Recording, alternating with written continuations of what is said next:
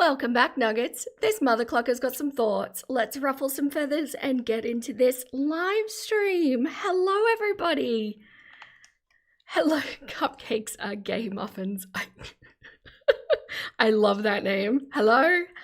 Hi, Asha. Hi, Kimmy. Hi, Mother of Baggins. Hi, Luna. Hi, Darkwick. Hello. How is everybody today? On this incredibly sweltering Australian summer day. Yes, summer has come in hot. Hello, Nick. Hello. Oh, a second Luna. Can I, how about, okay. First Luna, I'll call Star. Second Luna, I'll call Luna. Hey, Marianne. Hey, Medium. Hello. My goodness. I was concerned about the amount of people I might get today because I see that Geordie is also streaming at the moment. He's impossible to work around, and we share like 85% of an audience. So I am so incredibly grateful to everybody. Hello, Pickle. It was 24. Mother of Baggins, I suppose you're speaking in Fahrenheit, so that is really clucking cold. Hey, Stark, hello. Good evening, good afternoon, good morning. You finally got Luna a birthday cookie. Oh. Okay, you came over. Oh, Nick, thank you. You came over from Geordie. I really appreciate that. It's tricky to come up against these big channels, and yeah, I mean, it is what it is. I only have a certain schedule that I can stream, and it happens to be the same as his, and he tends to do pretty much every day. The opposite in North America. You went to a concert last night and it was -7 degrees Fahrenheit. Goodness. Also, hello, Astarati. Hello. I'm very excited, my nuggets, because today my boom arm for my microphone arrived. So you can't actually hear me touching my desk anymore. I'm so excited. No more desk sounds. Hey, Giselle. I was so excited. I saw yesterday you hatched. You finally hatched. You are a little fuzzy chick.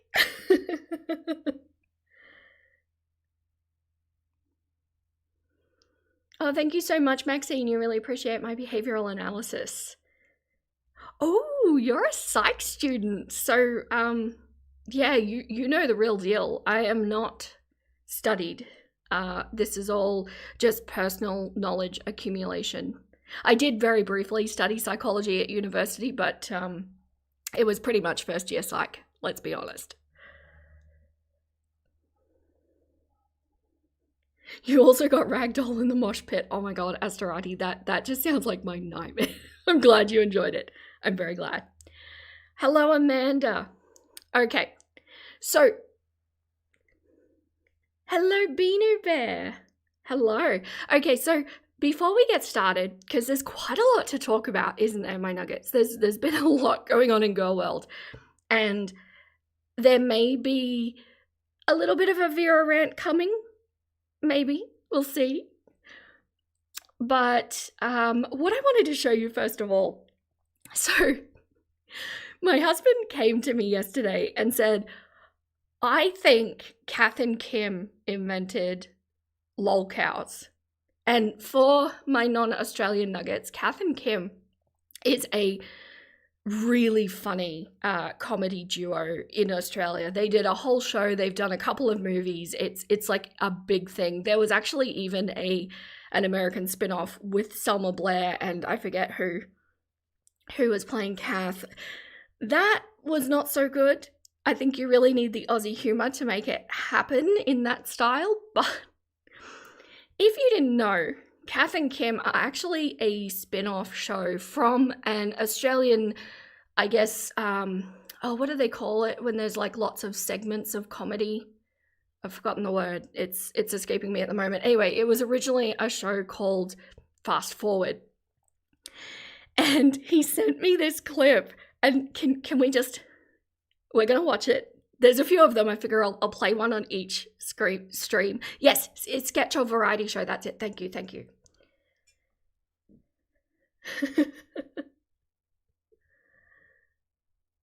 Sorry, I'm reading. Okay. Yeah, so just channel the girls. Think about Amber in particular. We're going to watch this. This is from 1989, so I believe that this even predates Amber, does it not? I think I'm doing my math right. I think she was born in the 90s. Okay.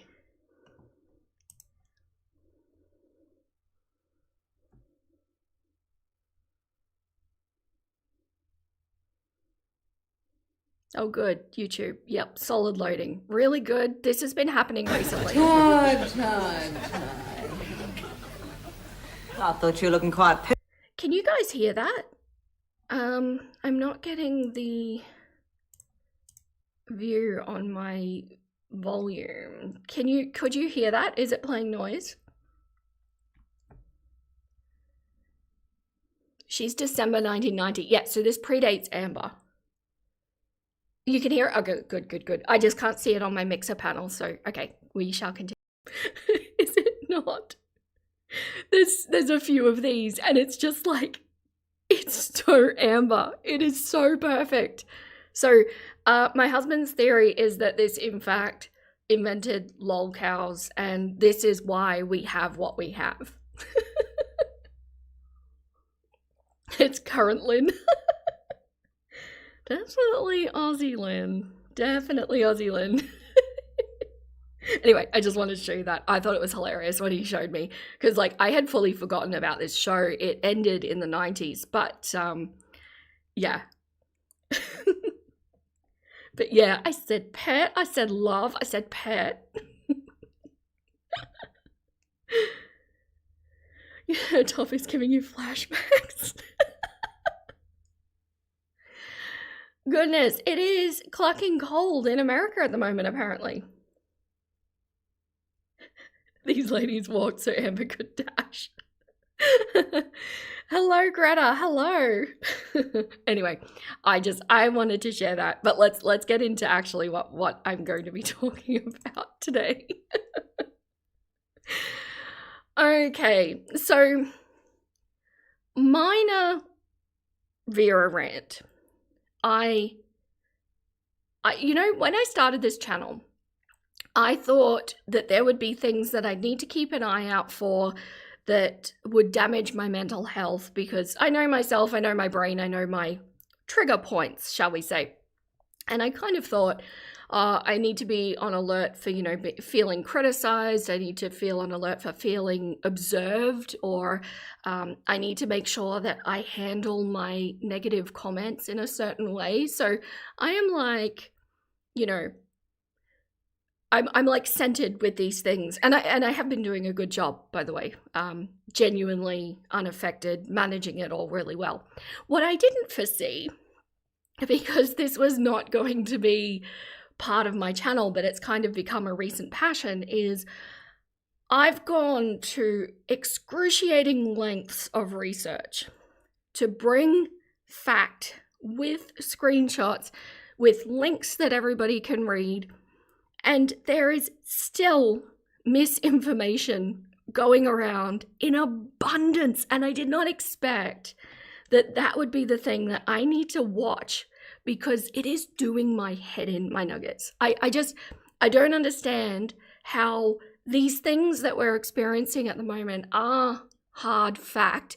There's only a certain amount of scenarios that can eventuate from them, and yet we still have so many people with such big platforms just not at all delivering what the reality of the situation is, or not even really like bothering to research it for themselves.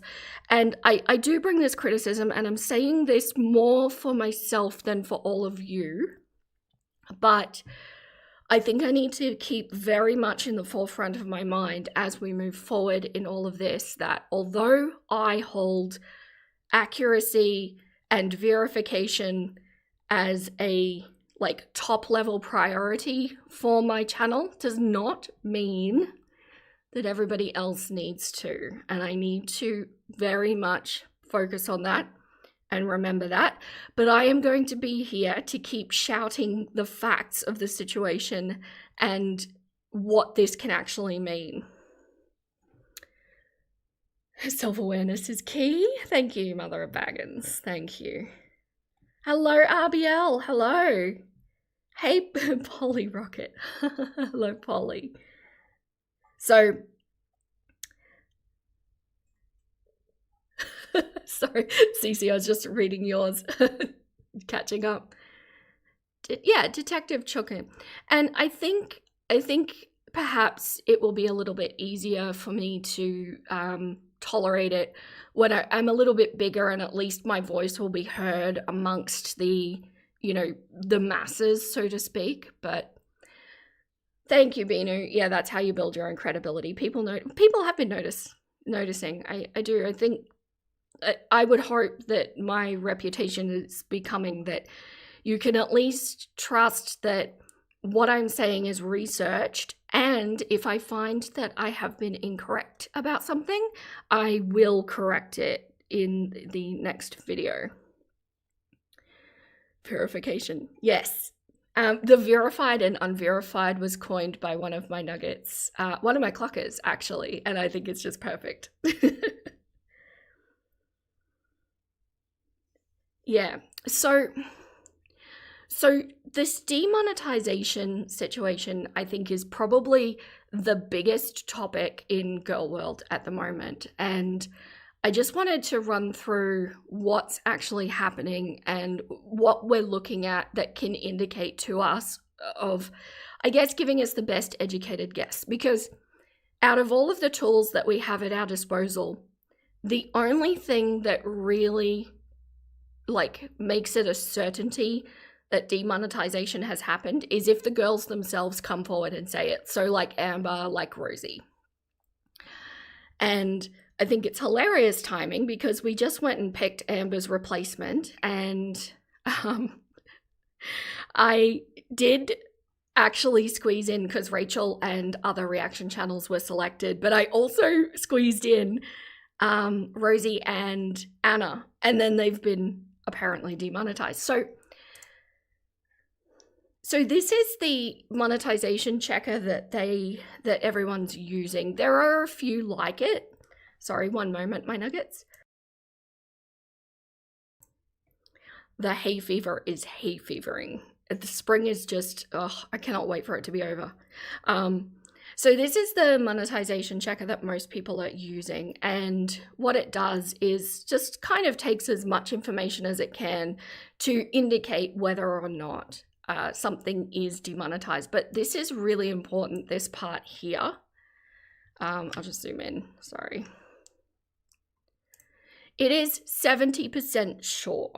So it's really important to note that these sites are definitely an indicator, but even themselves, they say, we're pretty sure, but we're not sure. When it comes to Rosie, she's confirmed it, obviously, and I have some stuff to say about her little message that she put up as well. But yeah, so keep that in mind. These aren't 100%. So I also had a look at Hungry Fat Chick appears to still be monetized at the moment. It does look like some of her videos have been taken down. Now, I don't know if that was her doing it or if it was YouTube doing it, but everybody is kind of perplexed as to why this is happening because Hungry Fat Chick almost exclusively does mukbang content. And she doesn't hide that she does the paid predilection content as well. So this should be a no-brainer, right? So I'll go into that as well. Mother of Baggins, can't wait for spring to be over. You're heading into cold winter. I prefer winter over summer, for sure. And it looks like Glitter and Lasers, Anna, is also not monetized. Now, for some reason, this one is more certain, so that's interesting. I don't think she's spoken out about it yet, although I could be wrong. I haven't checked her socials. Hungry Fat Chick should have been the first demonetized in theory. Her breaking TOS is some of the most blatant. Yes. I know, Bino. I'm getting there. Give me time. One moment, please. And people are also confused about why Glitter and Lasers has been taken down, because she seems like the cleanest, right? Glitter still has super thanks, so she's still monetized. This side is very inaccurate. Yeah, 100%. It can be, you know, an indicator. Although, is she though? I know you can still hear my keyboard. Oops. You guys just witnessed part of my dyslexia in action. Oh, goodness. No. She doesn't have a join button. Hey guys, today I have another. Is that really loud for you guys? It's very loud for me. I'm just going to crank it down a bit. Yeah, so she does have super thanks, but she doesn't seem to have memberships. And in the policies, we did see that they may take some aspects and not others. So it's still a form of demonetization, but not necessarily a total demonetization. YouTube in its wording really leaves a lot of wiggle room for themselves to basically take it by a case-by-case basis and make up the rules as they go along. And it's not just YouTube, it's all of the platforms doing that. People are saying Tammy Lemon was hit too. She's very well liked, doing proactive stuff. Yeah. Weird about Glitter and Lasers. She works out, she travels. Yes. But I'll get into it in a second. You don't think she had memberships before? Okay, interesting. Glitter got a partial demonetization, not a full one. Yeah, see, this is the tricky part, right? We're dealing with tools that only have a certain percent accuracy. So that's why I say until the girls themselves come out and say, I've been demonetized, we really can't be, you know, speaking this as fact. And I think probably the biggest mystery to everybody is Foodie Beauty. So what's happening across these channels? In my Amber Lynn, I think it might have been the first Amber Lynn demonetization video that I did, I went into the lawsuit that is happening in the US where mass amounts of people and I guess, what's the word for it, regions and schools and everything are suing the major social media companies. But then on top of that, you also have age restrictions in the EU, you have age restrictions in the UK, and in 5 days, Australia is about to impose age restrictions on all of the social media companies as well.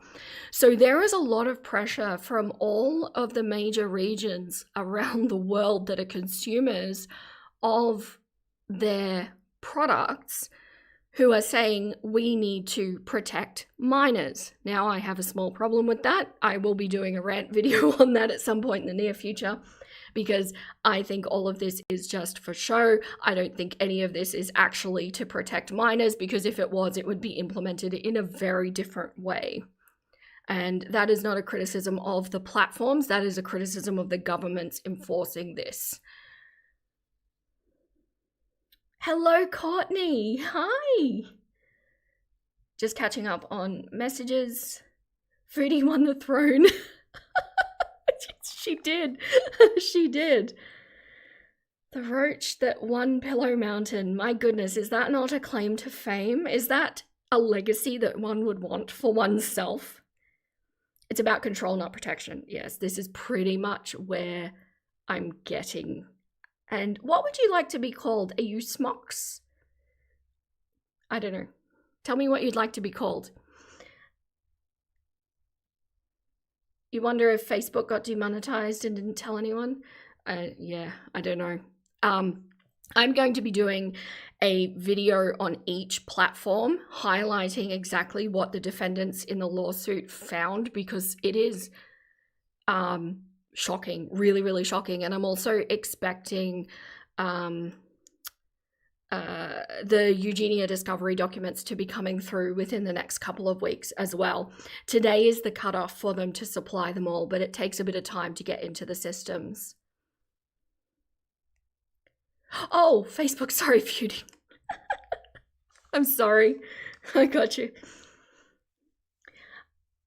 So, because of all of this pressure coming from everywhere, what's happening is Facebook is taking a very risk avoidance stance, which is a smart thing for them to do. And I think what they're trying to do here, and why all of this looks so inconsistent, is that they're kind of weighing up risk versus reward, right? So it gets to a point, for example, where Amber was mass reported and she was breaking TOS. So she had a paper trail of people, claiming damage from her.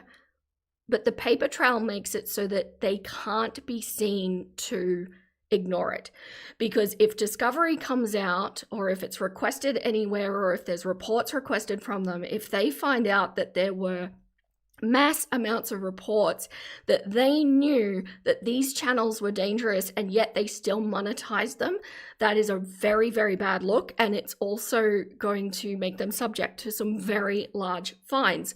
So when you weigh up the risk versus reward, yes, somebody like Amber Lynn is making the money, but on the other hand, if their hand is forced, they have to demonetize her because the fines are going to be so much worse, right? Abbreviations are, yeah, I know. Especially when you're like I'm monitoring so many things at once here, and I'm trying to think about what I'm trying to say, and then, yeah, it's whatever my brain jumps to, I'm sorry. I'm not quite this dense in real life, I promise.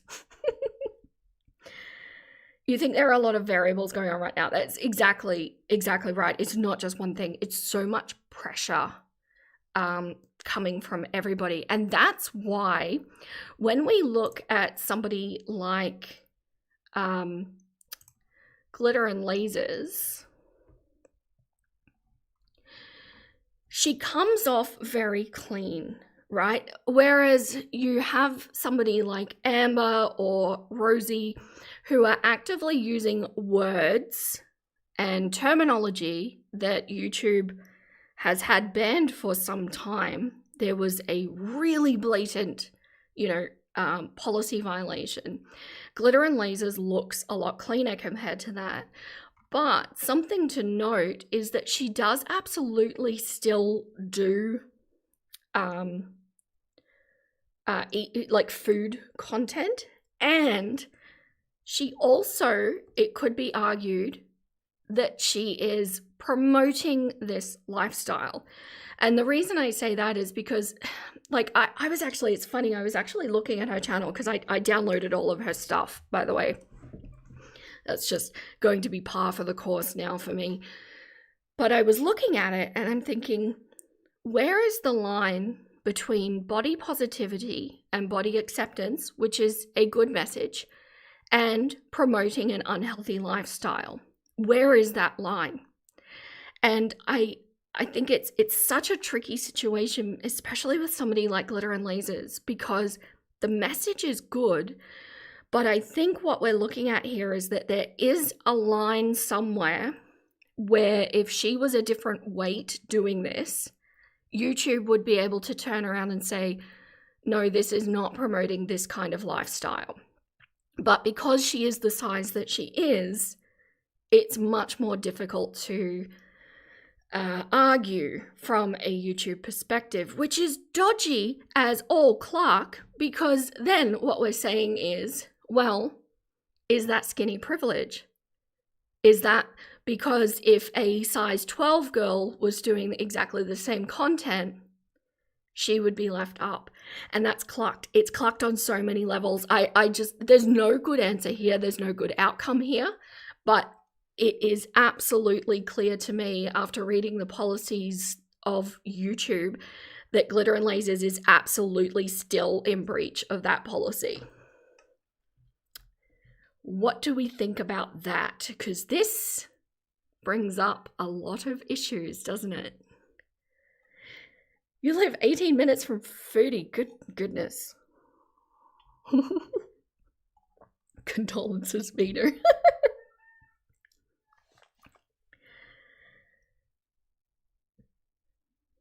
Very much hoping she leaves again. You think the line is blurry? Yeah, it is. It's such a grey area. It is.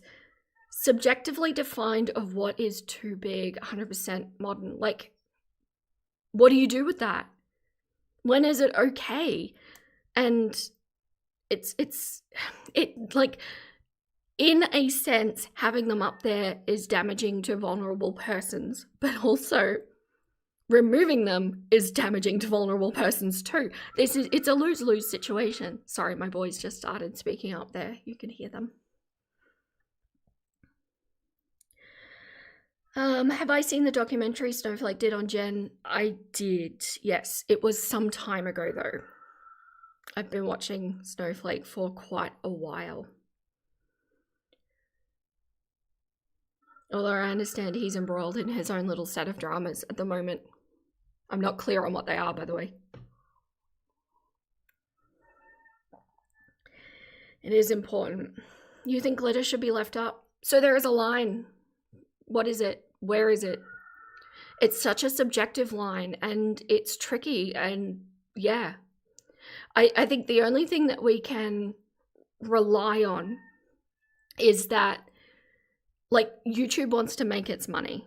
I think we can rely on that as a fact. And I think that they're not going to be taking down channels of this size unless they really have to. And that might suggest to me that perhaps Glitter and Lasers was getting mass reported as well. But yeah, and again, how is Chantel getting through this unscathed? I have no clucking idea. I would find it difficult to believe that people are not mass reporting her, right? Such a legally slippery slope. It feels an impossible one without discrimination. I agree with you, Modern. Taking a bit of a right turn, how does the AI review process factor? Oh, okay, yes, I want to get into that because, thank you, Amanda, because Rosie brought that up in her post. Sorry, I'm just catching up on messages. Don't let me forget that point. You worry that they're going for a you can't exist as an overweight person unless you fit into a perfect mold.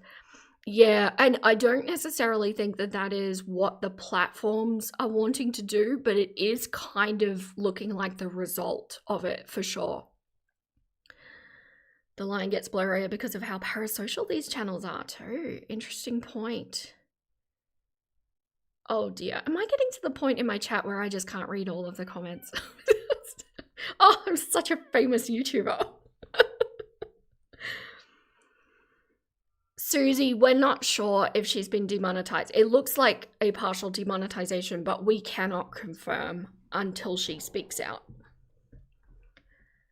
There were so many reasons to take ALR down. There really were. Yeah, there were. Good point to always remember YouTube is here to make money. It is. And that is their first, second, and third priority. They don't really, need to consider anything else. They're a company. Your complaint about Glitter and Lasers is how rude she was to the street dancers. There do seem to be some general attitude issues with Anna. I look forward to covering her as a historical deep dive. You think Chantel has already taken down so much of her old stuff? I think that there's still so much up there that is in violation.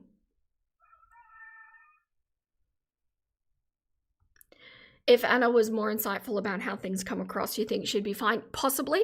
I think probably the biggest ones that hurt her, because if you go to her most popular videos, look at what's in the top. look at these videos. These are problems for YouTube. YouTube can't argue their way out of that. Yeah, and that's another point to travel.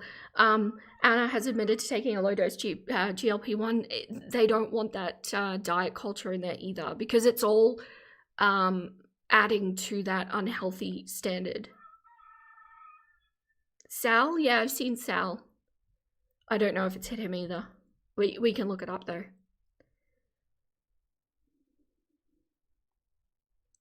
You think demonetization is a slippery slope, but it suits Amber? I kind of am with you on that one, yeah. You think they can get away with this since you're legally allowed to discriminate against fat people? Yeah. Although it does swing the other way too, for sure. No, I don't like it either, Greta. I agree with you. The whole thing, generally speaking, I don't want to get too political because people get a little funny with politics. But generally speaking, not as an always case, but as a kind of broad sense, I disagree with censorship. Just because once things are in place, they tend to not be removed again, and they tend to get firmer and firmer over time. It's almost like a permission base for the company or the government or whatever to say, okay, we've done this, now we can do this, and now we can do this, and it keeps upping the ante. And while there might be an aspect of censorship that you agree with in the beginning, it doesn't necessarily mean that you will continue to agree with it as it escalates. And that's why, generally speaking, I disagree with it. And also why I really think it needs to be at a parental level, because I do agree that children shouldn't be seeing this content, but I don't think it should be the companies enforcing it, is my point. It shouldn't be different because Foodie's in Canada, no. Because she's still on their platform. It always escalates. It does. Historically speaking, it tends to escalate. Exactly, Teardrop. You think this situation will snowball into helpful and useful channels being censored too? I agree with you, Maxine. Hello, Nightly. Another Clucker. Hello. I have not thanked you yet. Thank you so much. You're starting to think maybe the only reason Foodie hasn't been demonetized is because she is so all over the place. It's possible. Which, now let's speak about the AI because, was it? I don't follow these channels.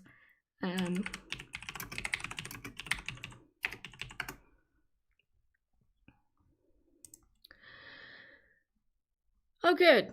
Live at the moment. Okay, so this was her, no. Where was her statement?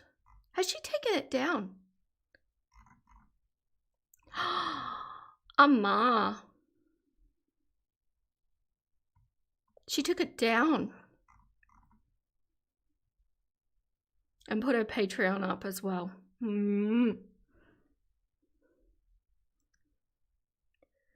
Your issue with censorship is not a free speech problem. It's the fact that this is a very, very scary slippery slope. 100%. Fruity's saying it's because she weighs... Sorry, mother of Backens. Fruity says it's because she weighs less than others. Given the content, I don't think that matters. I don't. You agree with my point broadly? Yes, however, with how litigious people are, it would be objectively bad business to not crack down. Yeah, it is. And it's why I think probably the biggest criticism I have is for the governments, not so much for the companies, but I don't know, I don't necessarily 100% believe that either. It's a whole thing. It is a whole thing. You really don't like Rosie? Yes. So, for the, I was like, RLR, oh yeah, Rachel Lynn Reid, no you're not. She's coming, I'm just covering the demonetization stuff. Rosie's statement is linked in the top community.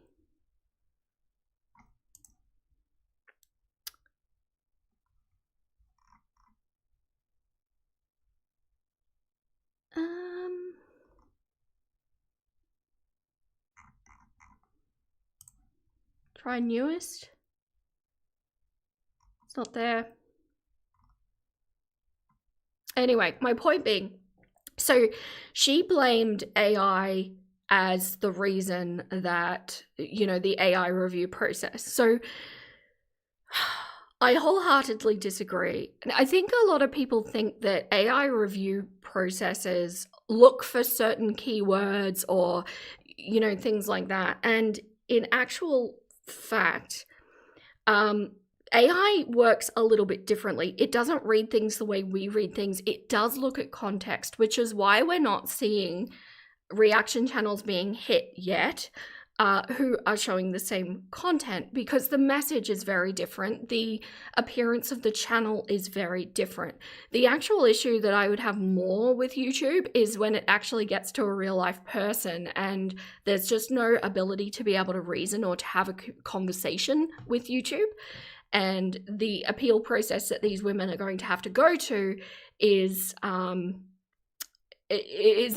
going to go in their favor in that way.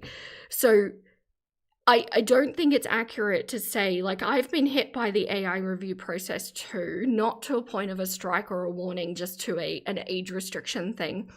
And it highlights where the issue was, and you have the option to pull the video down and re-upload, which I've done a few times. It even has the option to do that while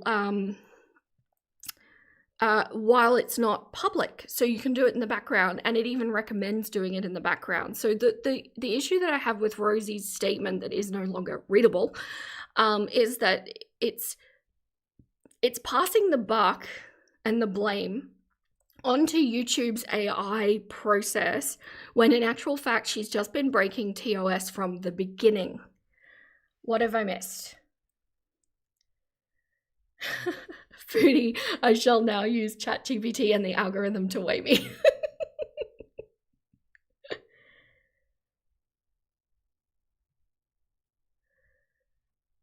Can we refer to Rachel as England? That's funny. Another issue you have is a lot of mainstream influencers promote the same sort of stuff as Eugenia. Yes, as Eugenia, but it's discussed as trendy. I agree. Your eyes. I'm sorry, little croissant. Hello, by the way. Hi, friends. No. That is not the original one.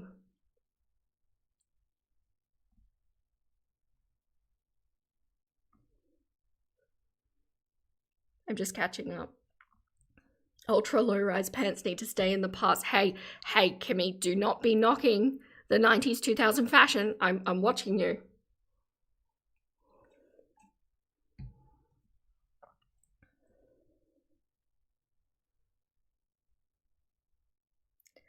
Hello, raccoon. Hello. I nearly saw the same word. I nearly said something bad. So yeah, so it is tricky. It is really, really tricky, but I don't know. I just, the thing that I really want to emphasize here is do your own research. Know that unless the information is coming from the girls themselves, we really don't know for sure what's going on. And just, I think, be careful where you're getting your facts from. Make sure that people are showing you the policies, make sure that they're running through current information. And yeah, I just, the misinformation is doing my head in, my nuggets. As a modern, relatable. Oh, I wouldn't wear them now either. Spent too many years with your crack out. And the underwear showing too. Oh, that was a look. You agree to an extent that it's on the parents to monitor. I agree. I think kids will find a way to do what they want. I think that's what kids have always done. It's certainly what I did as a kid, but I just think if the lessons are there, the risk of that happening is better than the risk of enforcement being done on the other end. Is it kind of, I understand, I agree that they're both kind of shit options, but one is going to be better than the other. Amanda, thank you so much. That's so kind of you. Has it not hit that point where a person is subtracted from appeals? Oh, Megon, reaction adjacent, put out a video I found interesting. AI sucks. Did he put out... I watch Meg. I like Meg. I didn't see that one. Could you clarify your question though? Has it not hit that point where a person is subtracted from appeals? Do you mean like they can't do an appeal? Yeah, the thong underwear. Yes, yes. I'll try and keep an eye out. But thank you, Amanda. You guys don't have to give me money. It makes me feel, I feel so special. Thank you. That's okay, Asha. Thank you so much for being here. So I think with the appeals, I think it's tricky because YouTube kind of views appeals, in my experience, as a chance for you to say that they've made a mistake. But the reality is when they look at the actual content on these channels, it's not a mistake. So, you know, the appeals aren't going through, not because they're not getting fair process, but because it wasn't a mistake. That's okay. Thank you so much for clarifying. I have to do a chair wiggle. So, yeah, I don't know. It's a shit situation, really, isn't it? But, what else did I want to cover in this context? No, I think that's it. Any other questions before I move on to Rachel Lynn Reid?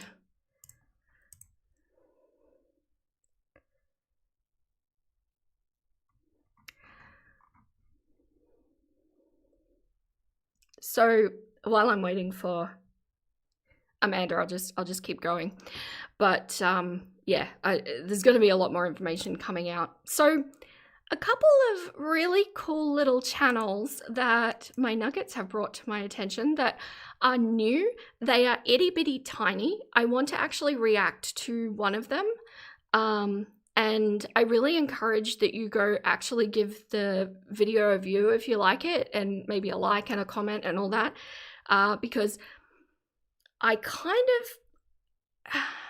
think that it's time for some new reaction generation coming through. Sent the Rosie info on Insta. I'll just pull it off my screen in case it doxes anything.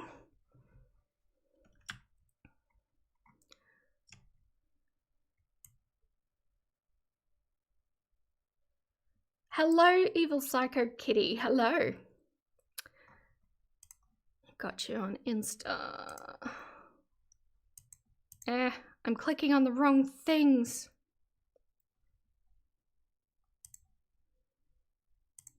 Wrong things. Okay. Take a minute for people's... Oh, yeah, this is her stream. Yeah, no, I was looking for the actual post that she had put up. I know it's been around. I will check this out, but I don't want to play her streams live because she says bad things that will get me blocked, demonetized. So Meg's made mention of how quickly a response from YouTube is received after filing an appeal. He alleges that with how quickly the platform denies an appeal, it's impossible that a human is behind it. I kind of might agree with that. It is supposed to be a human, but he's right, it is fast. Although the only thing I might point to is that he and I are in very different time zones to what YouTube people are. So maybe they're able to do it that fast. I don't think they really look at things that closely. In my experience, when I've appealed, it's just been agreeing with the original sentiment that they said. Thank you so much for clarifying.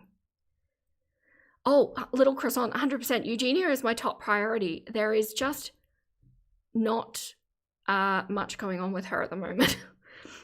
I'll be getting back to her chapter deep dive series as soon as breaking news stops happening. You saw a picture of her, when she was getting healthy. She is a beautiful girl. She really is. Beautiful woman, I should say. You have a 2-year-old and it's bedtime. No worries, Amanda. Amber likes to say demonized. Yeah, that's okay, RBL. She says so many things that are against TOS. I cannot stream her live. I need to be able to censor it in a recording. Which is just proving my point that, yeah, it's not because she's been, AI is against her or that people have been reporting her. It's because she breaks TOS blatantly and never bothered to learn what TOS is. Usually when YouTube sends you a message like, this is not okay, we're age restricting this, you're supposed to look at that and go, oh, okay, I've learned now. I won't do that because YouTube doesn't like it. It's just, yeah. Hello, Allo. Hello, Allo. You can say you used to work monitoring content for Facebook and YouTube. It was a third-party company that they outsourced. Interesting. Most of that, at least 4 years ago, was done by people. Yeah, it may be different now. I don't know. But it is fast. He's right. Apparently Rosie's getting... I don't like the doxing.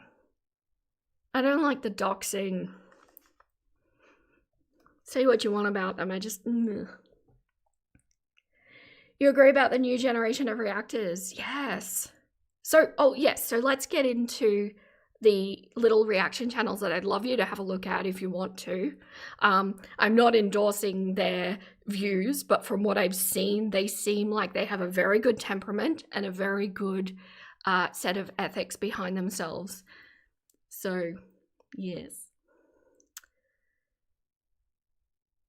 Non-girl question, do you need to cut the chicken's nails? Some chickens, most of the time it keeps them down when they're scratching, but like silkies have a little fifth toe that doesn't touch the ground, so that needs clipping, and some chickens just aren't as active as others, so sometimes they need clipping. You do have to clip rooster spurs though, because they keep growing. So the first one that was pointed out to me was Echo Study. They seem to actually be focusing on reaction channels at the moment, but I think this is actually a psychologist. Does she mention? The information that's said sounds very learned to me, and thank you. I've completely forgotten now who referenced this in one of the comments. I apologize, but I've seen a couple of videos. They're very interesting, but the one that I am going to be... this channel also, Girl World Uploads, is finding all of the deleted videos. Super fun. We're going to look at this one today. And also, where are you? Why are we not there? Just girly things. This is such a good channel. I've really been enjoying listening to this particular channel. She's only got 606 subscribers. None of these channels are monetized yet, and they're all fantastic. So I want to pay it forward a little bit and do some shout outs when I think shout outs are appropriate, but we're going to react to one of these today as well. And I just really want to, I'm going to tag her in all of this, and please make sure you go watch the videos if you like them, and give them some love, because I think they deserve it. I'd love to see where they go if they're already starting this strong.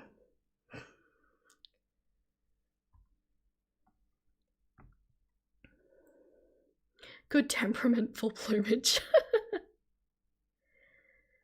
RBL, you found the post itself?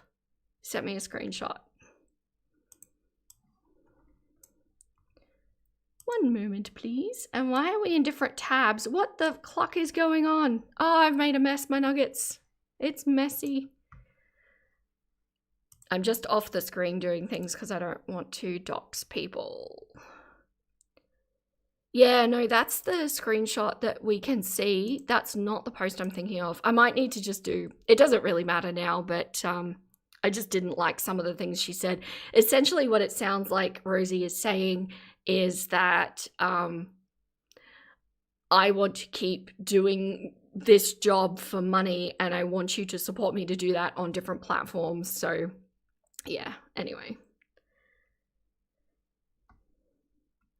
I love the act of boosting people because they have responsible and powerful voices and not just because people have to agree. Yes. I totally agree, Knightley. I think we don't need to agree with everything, but I think when really sound arguments are coming across, it's cool. Just Girly Things is amazing. Oh, you guys will know her. Yeah, I love her voice too. Gotta get it a 666. Yes. Yes, repulsive. You subbed? Oh, cool. Hey, Boob Cat. I clocked it up. What did I clock up? I've closed all my tabs. How did this happen? How is anything happening? Only big reaction channel left you like is Alex. Everyone else feels off after the word I can't say fallout. I am actually, was it Just Girly Things? Did a video, I think it was. Maybe it wasn't.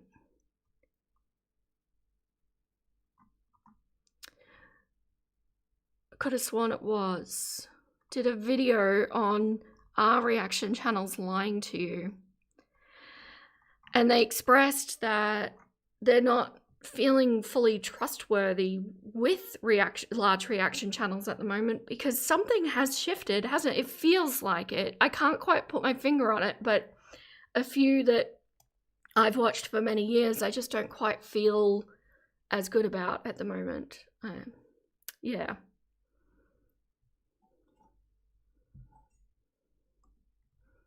You clocked it up by sending, it's all right. I have a little folder at the top that has everything I want to go through, so it's all very easy to access. Okay, so the first thing I wanted to run through, now, I've been digging all the way through Rachel's backlog. I said pause, rude. I've been going back through Rachel's backlog and I think there's a lot to say in regards to like a historical deep dive. She is very behaviorally interesting to me.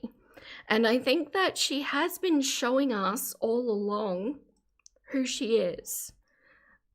And one thing that I did want to bring up, since all of my little nugget detectives are in the house, there are some deleted videos that I've grabbed, partially from Girl World uploads, but also from my own little sleuthing where I've been able to get deleted videos because now this mother clucker has learned how to do that. But there is one in particular that I can't get my hands on and I want to know if anyone else can find it. It's this one here. Oh, I lost it. That one. The Millie Bobby Brown one. Sorry, I'm just putting it so you can see it. This one. Ex-fans of Rachel have mentioned that this video that she's now privated has stuff in it that I want to see. So if anyone comes across, this is the Millie Bobby Brown needs to get over herself video. I really want to see that video. Did you clock Rachel's low BMI voice? No. Zachary Michael is Tilvines as well. I like what I've seen of him. I haven't watched a lot of his content, not because I have a problem with him, just, you know, time. There's only so many channels you can watch in a day. Girl, please. Okay, yeah, I'll check out that one as well. But I basically want to drag these good channels up with me so we can give them some love. Anyway, let's watch this video. Now, this video is a deleted video that Girl World Uploads found. And I'm sorry, it kind of looks like a screen recording of a screen, but this is what we've got. This was Rachel originally introducing that she was about to start covering Amber. Let's have a listen. It was a Monday. The #1 song in the USA charts was Royals by Lorde, Watch You. My college timetable was double religious studies and then a philosophy class from 2 to 4 p.m, which I resented massively because I just wanted to go home and play GTA 5 with my boyfriend.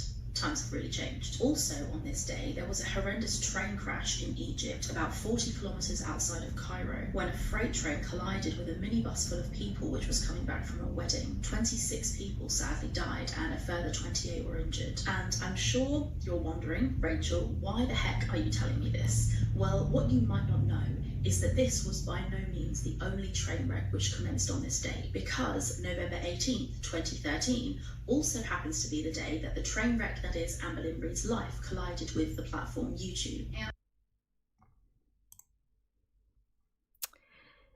Yep. So there's that. So, oh, no problem, Nightly. Thank you so much for popping in. I appreciate that you did. So, tone deaf from the get-go, right? Literally comparing Amber's commencement of YouTube with a...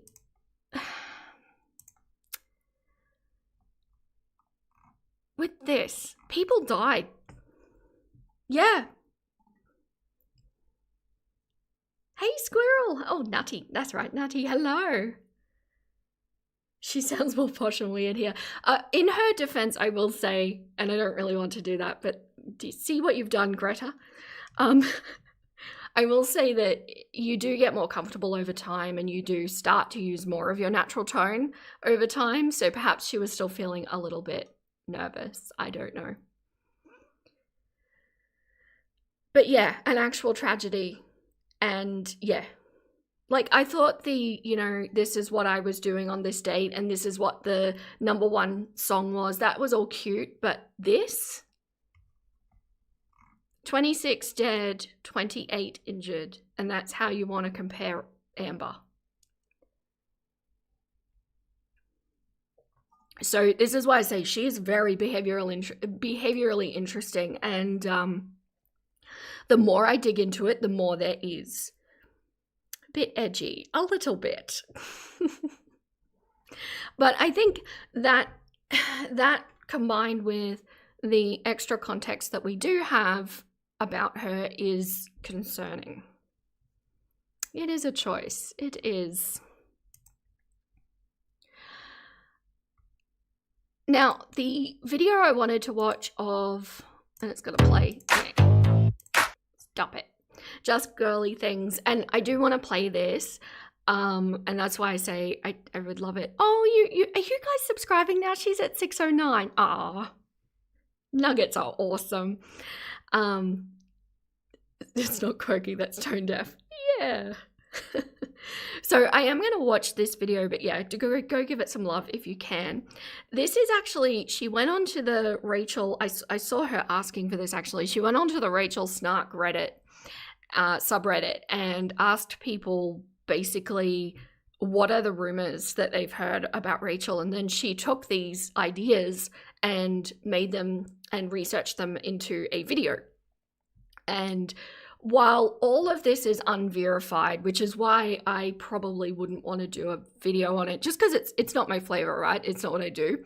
But I think it's very interesting and I really love the way she did it. So I thought it would be a fun watch. Nuggets unite!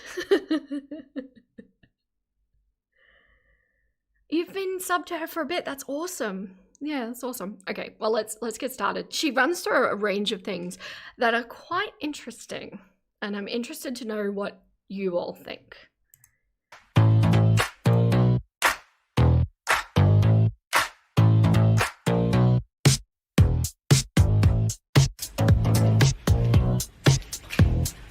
Hello. Welcome back to Just Girly Things.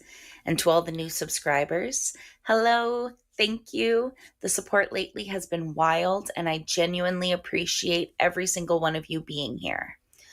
Before we jump in, I have a quick disclaimer. Everything in this video is rumors, speculation, and my personal commentary. I have no confirmation on any of this, and this is not an invitation to dogpile or harass anybody. Let's be respectful and focus on the discussion. So like 47 seconds in, and I was already like, I respect this energy. She's saying from the top, I can't prove this. This is just what people are saying. And I would so rather hear that than hear something delivered as fact that is purely just speculation in that person's mind. It's a respect level. I think it's good. Paige, yeah. Today we are diving into some of the biggest rumors swirling around Rachel, including ones that you've left in the comment section and asked for me to cover. And as always, this is commentary, speculation, and my opinion. Today we're breaking down the Kiwi Farms sock account theories, the DDLG account she follows and her claims about Amber being a PDF, and the tangled mess of the smoking kink rumors and the not so subtle flirting with Emily. So grab a snack, get cozy, and let's get into it. Okay, so we're starting with a comment I got on one of my previous videos where I was reading through Rachel's comment section. So I received this comment from Tommy's favorite funeral shirt. You should have included my comment pointing out she got busted being Paige, I hope I'm saying that right, on Kiwi Farms. She deleted her comment defending herself when someone said, "Okay, Rachel." But the whole comment is still visible since people responded to it. Account created 2024, all Amberlyn thread comments except maybe one Glitter and Lasers one. It's her. And I hadn't seen their comment, so I responded, I didn't see it until after I was finished with the editing, but it may be getting its own video. They replied, it's so her. I left the post details so you can decide on your own. I'm not a farmer and can view all of this as a guest. You don't have to have a Kiwi Farms account to visit the site.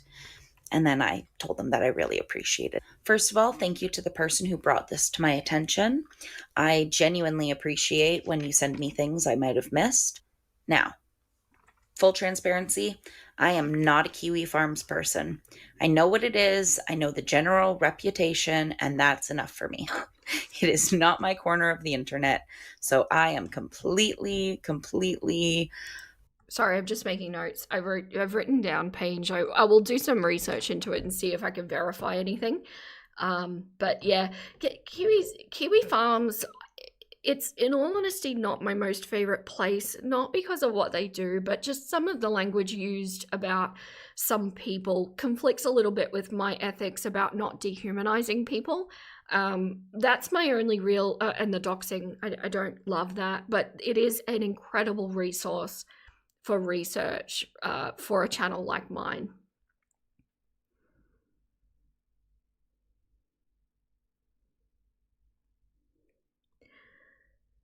You tried it exactly once to find one video, got annoyed. It's an old-fashioned forum style. It is a way of thinking for sure. You haven't been to the farms for a while. Yeah, just stick to YouTube. It's a lot. It's a lot. unaware of how their site works. But here's what I do know. Rachel herself has admitted to using Kiwi Farms before. According to multiple comments in this thread, this Paige account supposedly never liked anything critical of Rachel, which, let's be honest, is most comments about her these days, but they consistently liked anything that was praising her. And third, there was also a post from this account that was basically full-on glazing Rachel. And once people called it out, the post mysteriously disappeared. So this is the original comment. It says, "You're gross, Paige. I'm sure you will delete this as that is your Kiwi account." People start asking what the T is. Tommy's favorite funeral shirt replies, "She was very obviously defending her actions about 2 weeks ago. Once people said, 'Hi, Rachel,' she immediately deleted her post. She must not have understood that her post was still visible. Is it still there?" They reply, "Give me a few minutes. I'll find the exact date and post number. It was obviously her. They told me the account was made in 2024. It says post number 88-196 or 88-190 on October 27th of the Amberlyn Reed thread has people replying. Original post is gone or was deleted by user. I'm not even a Kiwi. All this info is visible to visitors." And then, "That's hilarious. It's 100% her. What a clown." It's hilarious because any comment against Rachel, most of them, the account doesn't like, but any comment remotely in support of her account likes it. She tells on herself like Al, which is so true. So now Rachel should not have pooped. I feel like I might be the only person on the internet without a sock account at this point. Is it just me, my nuggets, or does it just seem so unethical? Like, I understand that there might be things that you want to say that is not in brand, or that you feel like you want to support yourself to try and gather that kind of thing. I just think that there's better ways to do it. It's the Tylenol speaking on the farms. It's interesting that it was deleted. Nutty, you don't like the farms either, especially after they said they had uncensored Solar. Oh, some things you can't unsee. Knowing your luck, you'd find. You don't have one either. I guess it's a minority these days. It's momentarily quite confusing when people start talking about Kiwis. Yeah. You're too lazy to manage multiple accounts. In all honesty, Astarati, I have a private YouTube account that I've been watching YouTube on for years, right? And then I started the Vera the Chicken one for this, and it's driving me up the wall having two. And I want to move everything over to Vera the Chicken because that's where I'm always logged in.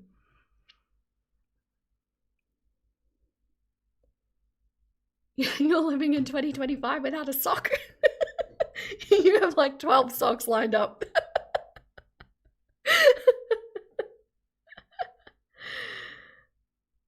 Hey, Prez, not just me. Thank you, thank you.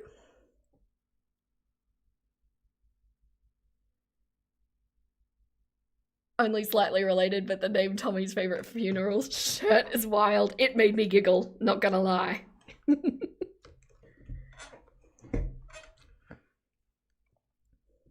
Yeah, I'm actually so paranoid about it.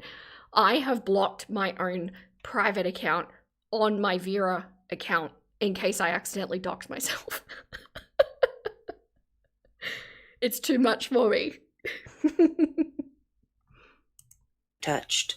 But on the other hand, we are always saying somebody should take one for the team and find out this, that, or the other, and she did.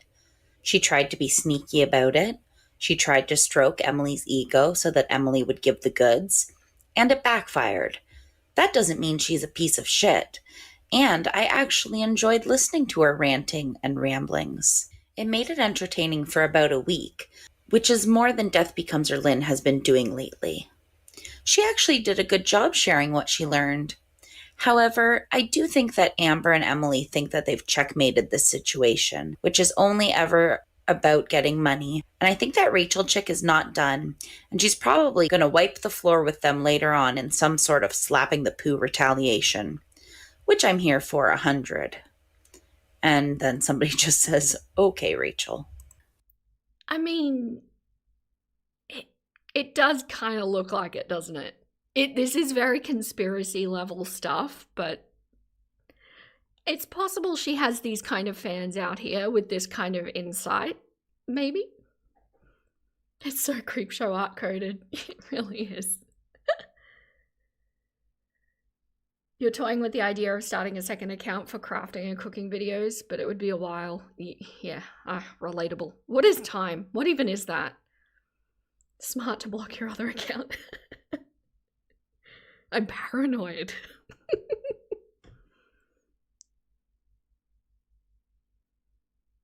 You don't think that's what anyone meant by take one for the team? Yeah. It does. It does. Maybe this was one of the viewers from their secret Discord. Maybe. Maybe, but it's clearly somebody with a little bit of inside info, for sure. So, what do you think? Honestly, it's possible. I have no way to confirm it, but based on the pattern, it does read like it's either a Rachel sock account or whatever her version of an Am baby would be. It has that very specific Damian White energy, if you know you know. She's a little bit sassy. Very level-headed, but a little bit sassy. I like it. The next piece is pretty strange. I talked about this briefly the other day. I shared a short about it, but in case you missed it, Rachel was found following a DDLG account on Instagram. And if you're not familiar, dictionary.com defines DDLG as daddy dom little girl, a sexual dynamic where a dominant male is the daddy and the woman plays the role of a young girl. Look, I'm not usually one to kink shame. People can like what they like, but this is one of those dynamics that I personally have a hard time with. And this is where it gets really messy. So, an interesting point on that. Let's just go back just a scooch. I don't like to shame anybody for their predilections either. I think what consenting adults do is what consenting adults do. Potentially TMI, I'm not involved in any of these sorts of communities, but I have been very, very good friends with people who are fully in like the BDSM communities. And a lot of consenting adults who do these things are very, very responsible about it and have a lot of boundaries set up, and it's a very healthy thing for people. I understand that this has certain PDF, connotations to it, and I don't doubt that it does attract some types of people who are like that too. And that's what's so difficult with these sorts of communities, where you have a mix of people who are legitimately doing things safely, where it doesn't have any greater meaning. It's just something that they do with their partner, but it also allows others in to kind of masquerade as quote unquote normal, where they're actually predators in society, and that is a problem. So we don't know realistically where, sorry, I just read Darkwick's comment as I'm speaking. Yes, I'm getting there. We don't know for sure where Rachel falls in the scale of things. We're not there in her bedroom, thankfully, for a lot of us. But she did make mention in one of, I'm going to do a video on this as I'm moving through the deep dives, that she said a sentence that has stuck out in my mind because it was just before all of this Emily flirting came out, and she said, I mean, it's obvious that Amber doesn't engage in rough sensual activity. And it stuck out because now it's like we know that she was involved with Emily, and it's like, oh, that sounds so catty, but it's clear that Rachel is in that kind of vein of things. I am catching up.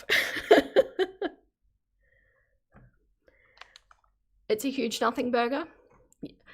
I think it could be. I think it's an interesting thing to bring up, but I don't think there's a video in it. You're trying to learn to edit, but you do gaming videos. A friend suggested that you read creepypastas. Oh, that's fun. That's really fun. I have seen Revoked. Yes, she gets brought up a lot in my channel. You swear she sounds exactly like Illuminati. Ooh, what a controversy. She said, who's that? Who doesn't know Illuminati? Oh, sus. Rachel is neither responsible nor good with boundaries. Exactly, Darkwick. That's what's concerning. You're more confused because you thought Rachel was a lesbian. So we know that she's been with men, so she's at least not straight. Who people are with currently doesn't necessarily have a bearing on their greater sexuality. That one check, thank you so much. That's so kind of you. Oh, what a cute sticker. You are my first super sticker. Thank you. You guess that's true. You're a gay dude, so you'd never think of that. Oh, sorry. Women can be daddies. Oh, yeah. No, women can be daddies. That's true. Very true. Rachel would be the little girl. I don't want to. Do we need to think about these things? Do we? You had to go there. You don't know who she is. Oh, there was a big scandal with Illuminati. Jawbone wants her to not be a lesbian, that's for sure. I mean, sexuality is such a sliding scale. I think it's not fair or accurate to dictate what people are based on who they're with currently. Especially when you get into the bi arena where it's like you can literally choose, so. Okay. You want a poll. Okay. How do I poll? How does one? I've never done a poll.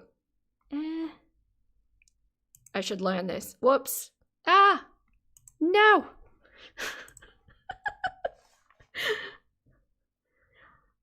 I may need to research this.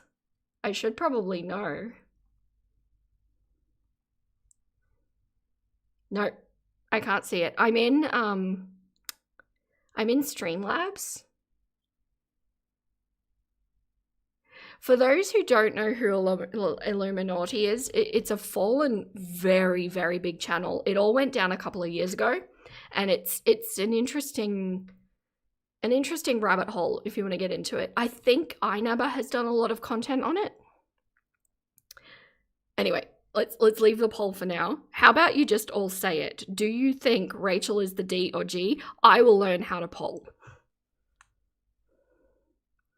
You think I have to do it from studio?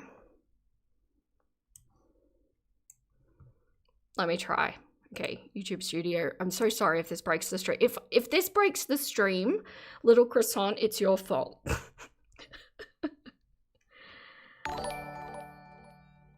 Little Croissant, thank you so much for becoming a clucker. Now I feel bad for blaming you. The bi arena was soon as fight to the death. What kind of world are you living in, Repulsive? Okay, I'm gonna let this play while I research this. Personally have a hard time with. And this is where it gets really messy.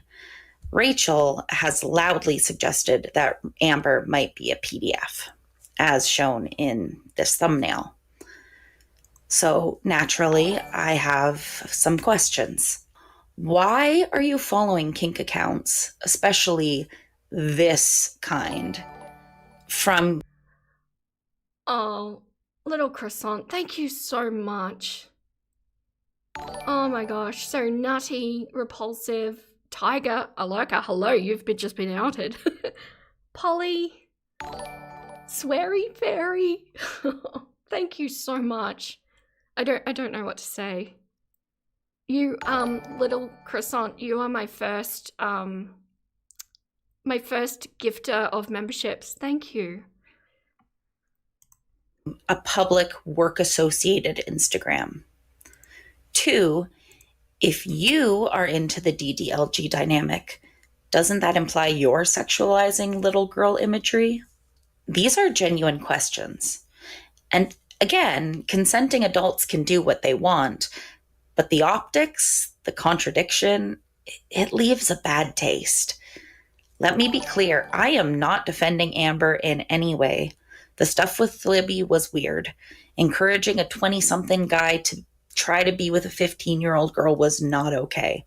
I am not excusing that, and I never will. But Rachel, come on. Because the comment I keep seeing over and over and over again in my comment section and in other places that discuss you is those who live in glass houses shouldn't throw stones. Mm-hmm. Did that work? I think I did a thing. I did a thing! Oh, Raccoon, thank you so much for being a clucker. Oh, thank you. Now how do I make it go away?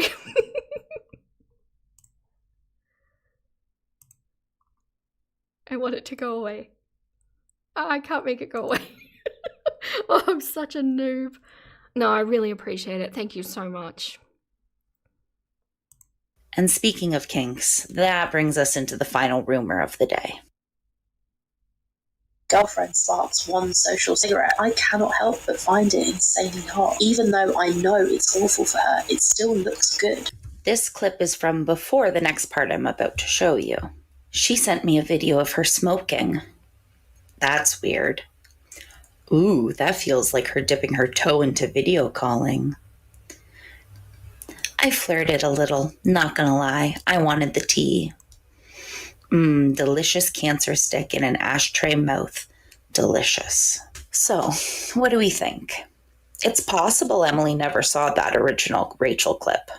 Maybe she was literally just smoking while recording a video. Totally innocent. But here's where my brain goes. I think Rachel has been around Girl World for a while. I think she's watched Rachel's content, and allegedly, I think she was genuinely interested in Rachel. Rachel herself has admitted that they flirted. And now I hear what some of you are saying, Emily has a type. But guys, just because someone has a size preference doesn't mean she wouldn't be attracted to a plus-size girl she might be able to slowly plump up. Sorry, I had to say it. Do you see what I mean about this channel? Okay, I'm just going to stop the poll and then try to not... Uh-oh, how do I do it? I'm so sorry. Look at how much of a noob I am. Okay, end poll. Does it give me a... 65% of you think she's the daddy. Okay, so I've missed a whole bunch of things, but yes, okay, so I've done a video on this, so I won't go into it too much, but I think the consensus also with the nuggets is that we think Rachel caught feelings for Emily, and I agree. I don't think that while Emily has a type that would necessarily exclude other types, right? Because you might, as an individual, have a type that you're attracted to, but does that mean that you're not at all attracted to other types? Right? I'm just catching up on comments. Just discovered my channel not long ago. Oh, I'm one of your go-tos. Thank you so much. Super chill personality, which we love to see. Thank you.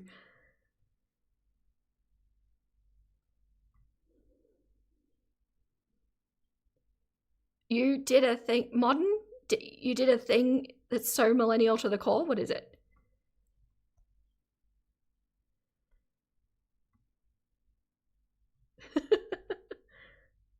Yeah, okay, I've worked out the polls. So I've learned a new thing today, my nuggets. I'm impressed.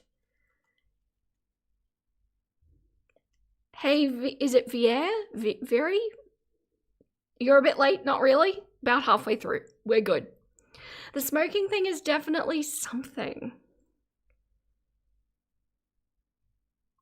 Makes you wonder if they're still talking. Yeah, maybe. I think Emily's still talking to Amber. I don't know if Rachel's still talking to Emily. You should trust your gut about people. It's weird to bring up, yeah, random predilections. It is a bit, unless you're really proud of it and you want to be that quirky girl. Rachel would have been a long-time project for Emily. Well, you know, maybe she was looking for a long-term relationship.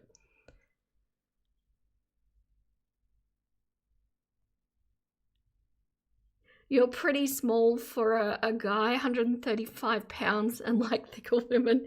That's a bit of a trope, isn't it, little croissant? I think you're in good company. Emily can still be attracted to Rachel, absolutely. I think attraction can, like, supersede predilection.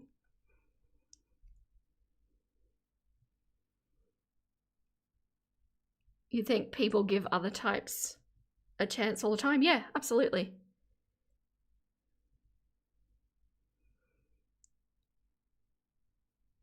You're back, left to nab dinner. Oh, hello, welcome back. Emily has predatory instincts. Yes. Maybe seen vulnerability in Rachel, potentially. First time in the live. Oh, that's awesome. I'm doing them weekly now, so there's plenty to catch.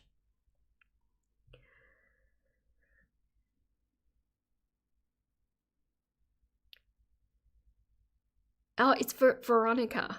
Maybe easier to say than your real name. Okay, no problem. Veronica it is.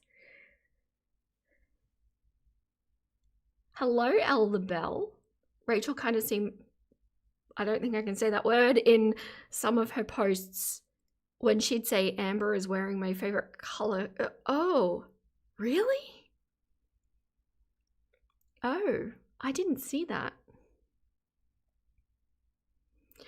She might be a very sexually forward individual, potentially. Maybe Rachel's got a thing for Amber. Well, she's still doing videos on her, even after it's definitely not appropriate to do so, in my humble opinion. So when you connect the dots, it's not really that far-fetched to think that Emily sent that smoking video because she thought Rachel would like it. Oh, Luna, it goes so deep. I have a great deal of content to delve into. I've downloaded everything. It's all there. I'm going to be working through it. Calling Amber a good girl is weird. It is. It is weird. I agree. Have you seen the old Rachel videos where she had rainbow hair? And absolutely, yes, I have seen those. She does a lot of substances on her videos, her early videos. And yeah, I will be covering them. She's going to get her, you know, fairy tale chapters like Eugenia does. And maybe, just maybe, she was right. And that's everything I've got for you today, girls. Now it's your turn. Tell me what you think. I always love reading your takes, your theories, and whatever dots you've connected that I haven't. If you enjoyed this deep dive, go ahead and hit like and subscribe. It helps more than you know, and it tells me that you want more Rachel content. Thanks for hanging out with me and listening to me ramble. I hope you have the absolute best day. So, just for anybody new coming in, this is a tiny itty bitty, oh look, she's at 611 now. She's an itty bitty channel that we're just sending some love if you want to. This is a new reaction channel, and I really want to find that video that I was thinking of. You know, where you're like, I can see it in my mind, and I know that it's... I was watching things, and now I can't find it. Did she take it down, maybe? Oh, there, this one here. I'm not going to play it, but this video here, it's called A Viewer's Perspective on the Current State of Reaction Channels. This is a really good video, and it only has 84 views. She goes in to talk about how she's feeling about the big reaction channels at the moment, and her perspective as a viewer, and basically what she wants to achieve as a reaction channel, and I really liked it. It was a fantastic video, so I recommend. Do what you want.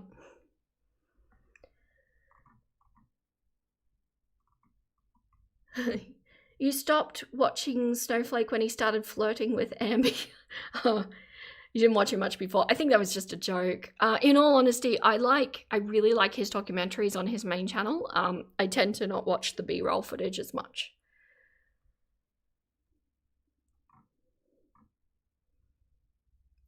Welcome back, Porcelain. You used to like Rachel's videos. It's a shame she turned out this way. It's always sad, I think, when somebody falls off a pedestal, but that's why it's worth remembering that people are humans. You don't know much about Rachel other than the current stuff. It would be nice to see stuff about someone other than Foodie and Amber. Yeah, I agree. Did she sell out Porcelain, or did she reveal who she was? Is worth the question.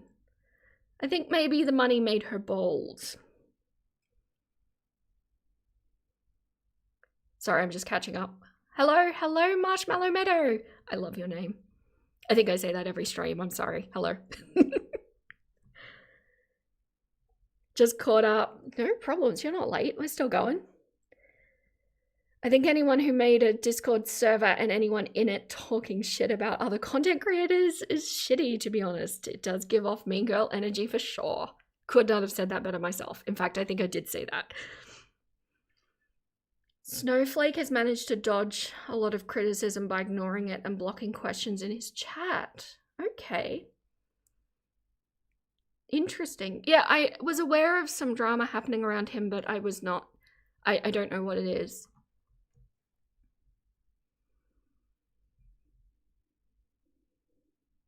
You tried to change your name to Veronica, but you're not sure you did it right. Doesn't really matter anyway, Veronica, because I can only see the handles, you know, the @ name.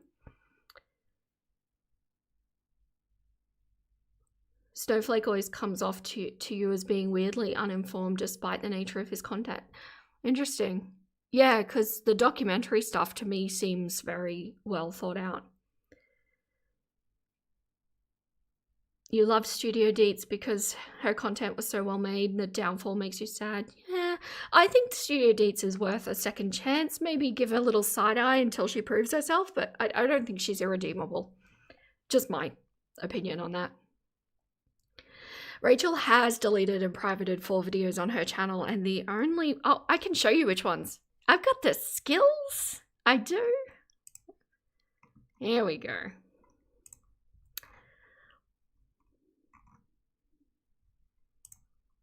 I'm getting very informed on navigating around interesting things.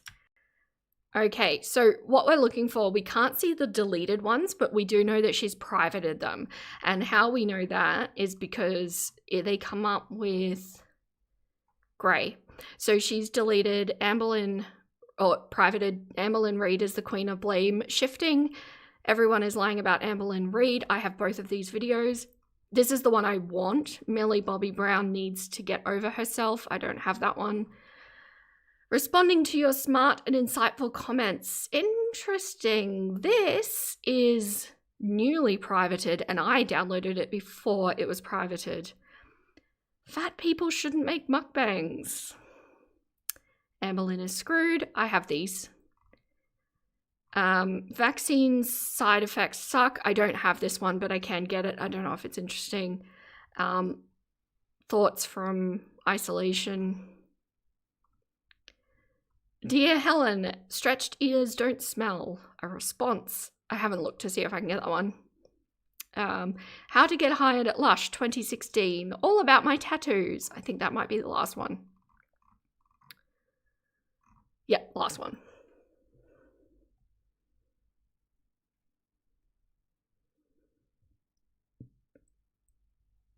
Yeah, Snowflake was in the Discord. I think Geordie was too.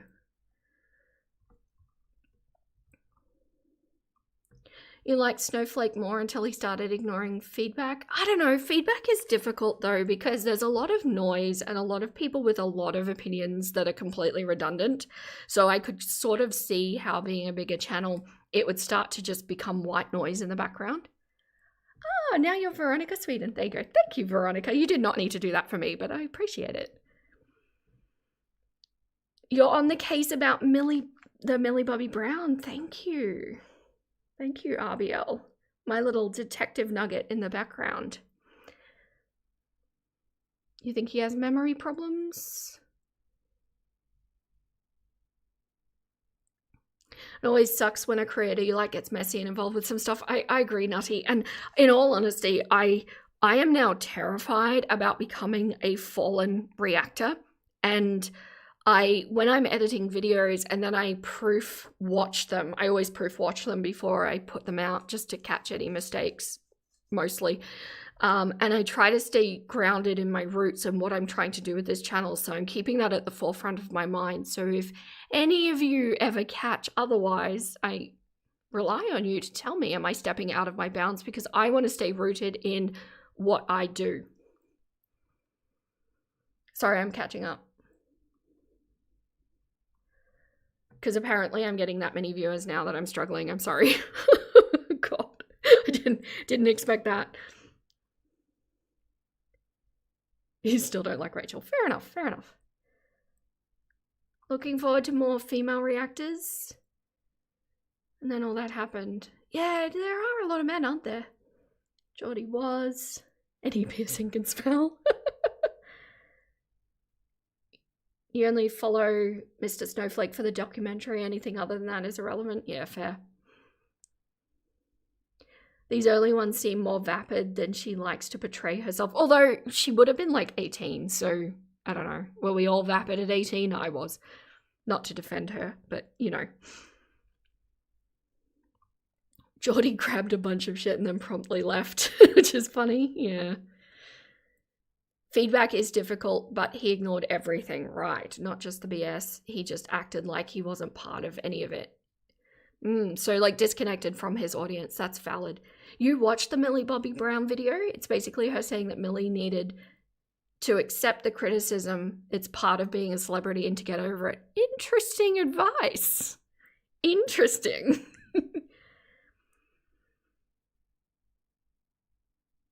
Do I take requests on other people to cover, to deep dive on? I just had put out a request. At the moment, the book is full, but I do have a list. So if you have someone, tell me who it is and I'll put it on the list. I've also created a little miscellaneous category that doesn't have anything in it yet, but it's for like the one-off things. So like, you know, when I'm going to do the video on TikTok, YouTube, Instagram, and I've forgotten the other one. I'm going to do a video each. They don't belong to a category, so they're going into miscellaneous. And it's like a very pretty colored category. Rainbow, some might say.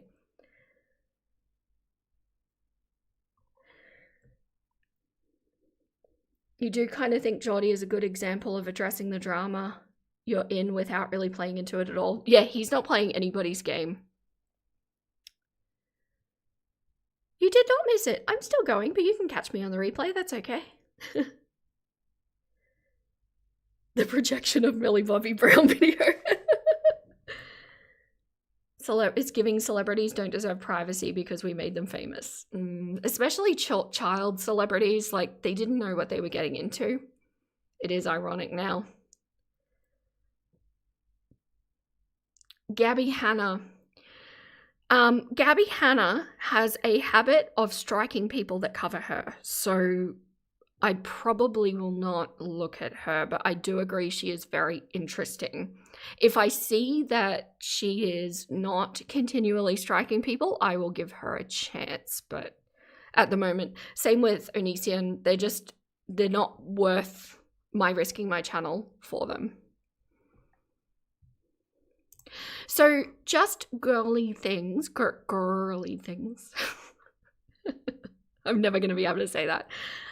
She did do a follow-up video on the Page allegations kind of expanded. Oh, and the Creepshow art drama similarities. Do you want to watch that? It's only 15 minutes.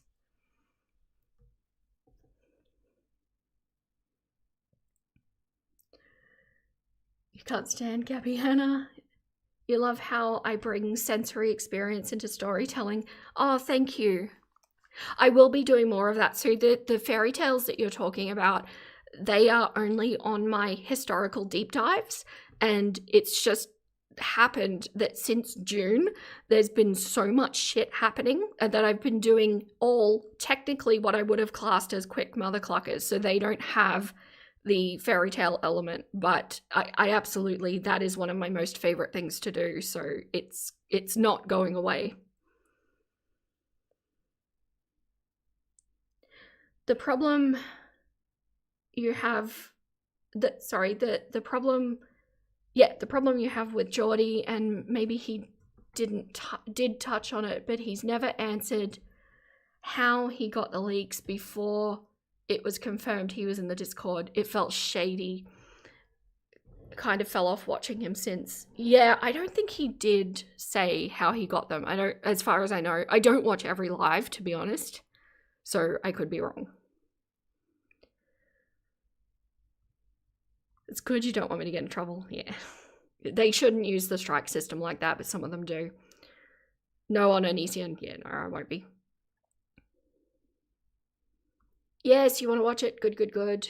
Okay, we'll watch it. To be fair, the only reactors you watch is the ankle and Mama Chicken. Did you come from the ankle when he shouted me out?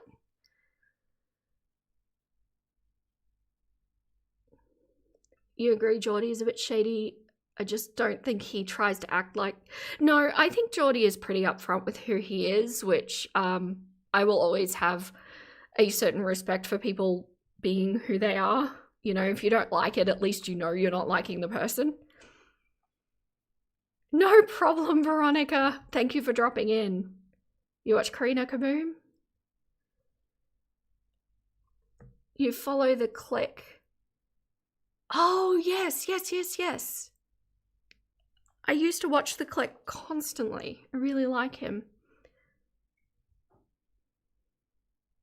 Oh, you did come from the ankle. Cool, cool. Nice. All right, well, let's watch this video because she's going to elaborate on the... I like her intro. Elaborate on the page stuff.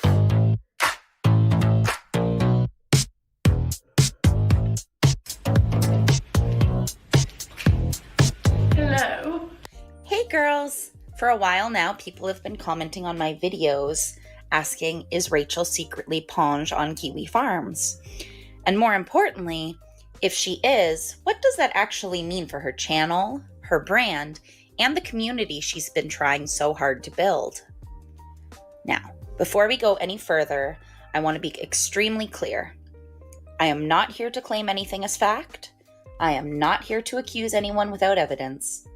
What I am here to do is break down the rumors, look at the patterns people are pointing out, compare them to similar dramas we've already seen play out, and talk honestly about why this conversation is getting so much traction. Because we like an analytical queen, yes. Whether you love Rachel, dislike her, or are just here because you're fascinated by Girl World, this situation touches on anonymity, accountability, and the gap between persona and reality. If you like this video, please consider subscribing. I would love for our little community to grow. And let's get into it.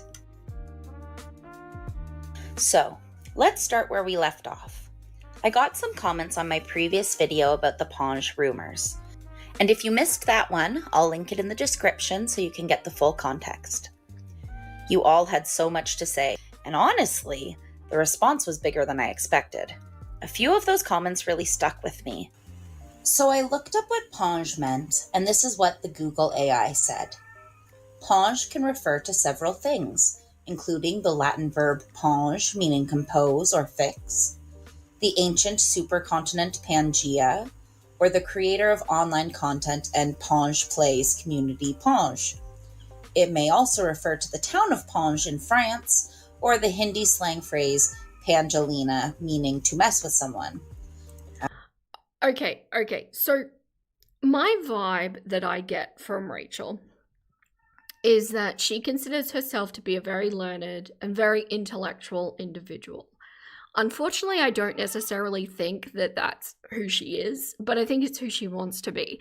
And what this person said, I actually saw this in the Reddit myself, and I thought, that does sound like something Rachel would name her sock account to sound ultra intellectual. Does it not? Like, that fits. I'm not saying it is, because this is conspiracy, but it does fit.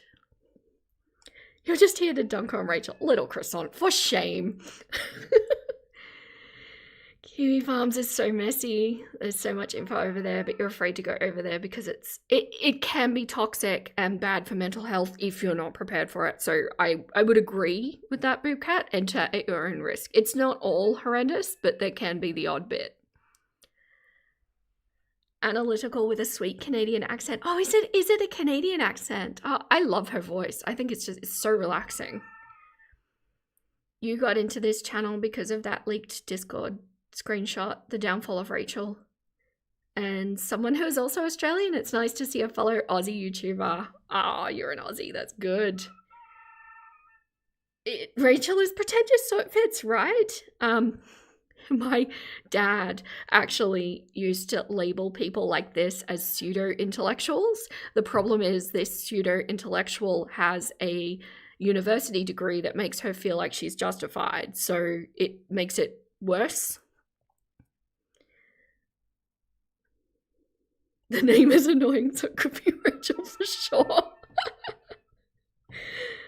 You're an Aussie too? Hello, yeah. It's like when you used to juxtapose in high school because you thought you used juxtapose in high school because you thought it sounded cool and smart. Loveless, I'm there with you. I see you. I respect it. Fortunately, we've grown, yes?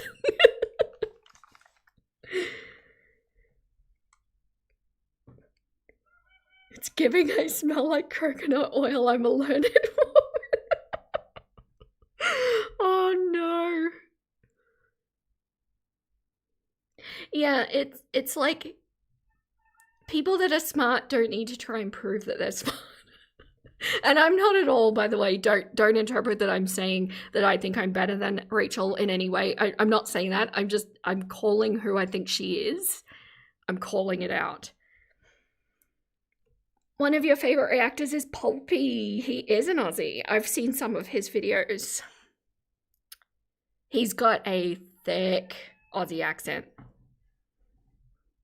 And there are, I know to like non-Aussie ears, there's like, it probably all sounds the same, but we do have subtle variances, like subtle regional variances.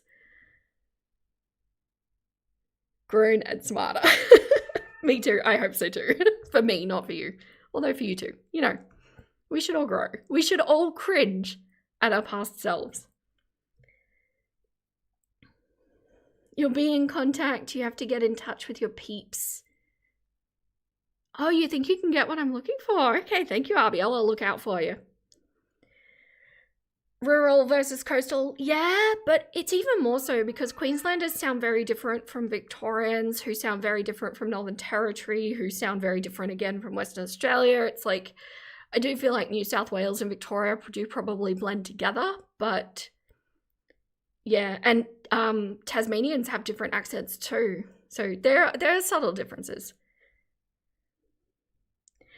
Intelligence is coming to terms that you don't know. I love that. That is quotable. Thank you, Darkwick. Perfect. But Rachel, if you notice, knows everything for sure. You tried to watch that documentary, Hotel Coolgardie? I don't know it. And the Aussie accent while drunk was tough for your American brain. The funny thing is, modern, sometimes I listen back while I'm editing and I think to myself, I've just gone full Australian there. How is anybody going to understand what the cluck I'm trying to say? But everybody seems okay with it. To be fair, 99% of people are better than Rachel, considering we didn't flirt with words that I can't say.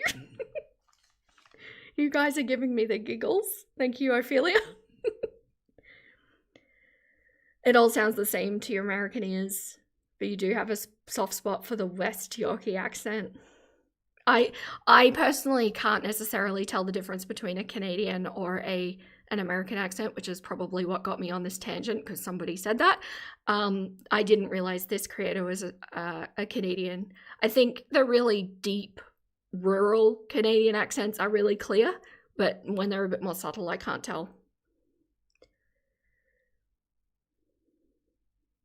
It's like American accents. We have tons of variants. Yeah. I'm never too hard to decode. Good to know. I try to enunciate because Australian really can get a little bit like running words into each other, and I deliberately try not to do that on my videos and lives. You can't either. Maybe it's because we're dyslexic. Maybe.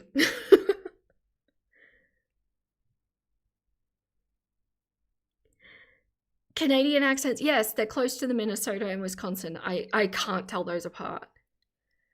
But to be honest, a lot of people think that I'm British too. So apparently to American ears, it's difficult to even decipher British accents with Aussie ones. And then again, Kiwi accents.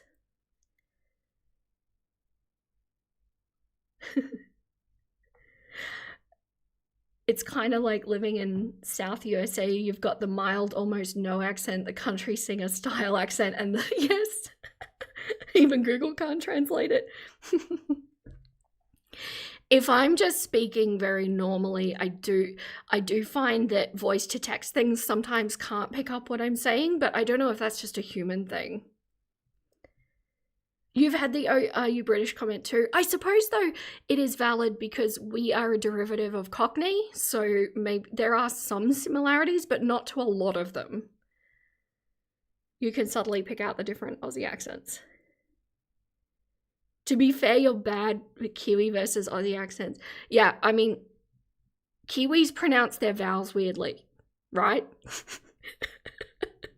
Watch all my Kiwis pick up. Greta, where are you? No, I'm not shitting on Kiwis. I am half Kiwi myself.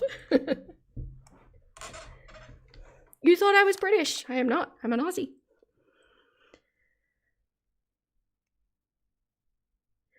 Are you happy Robert Irwin won Dancing with the Stars? I actually didn't know, but I'm happy with anything that Robert Irwin does. That boy is a shining beacon straight from his father, and I support him. Someone insisted Rachel was an Aussie. No, very not. Yeah, we do not claim her. I believe British people don't claim her either. I'm sorry if I said that wrong. I think this is very interesting, and I agree. And then we had this comment. A little research on the name or word ponge reveals this. Latin, ponge is the second person singular present active imperative of the Latin verb pango, meaning to compose, fix, settle, or strike. For example, in the hymn Ponge Linguea, it means sing my tongue, and judging by Rachel's presentation and previous offerings, I would say that this is exactly the type of pretentious name she would choose. Again, I love these comments. I love that this kind of just exposes Rachel. I agree with that. Linguistics is fun. It is fascinating. Actually, Astarati, the interesting thing about it is the difference between New Zealand and Australian accents is if you look at the history, Australia was settled largely as a penal colony. And so therefore we had the quote unquote lower society, proliferate through. And that you can absolutely hear that Cockney tone coming through in our accent, whereas New Zealand was primarily settled by the upper class settlers. And so they have a much more proper way of speaking compared to us. And it's not exactly how things started when each of them were settled, but you can see it kind of flowing through in the culture.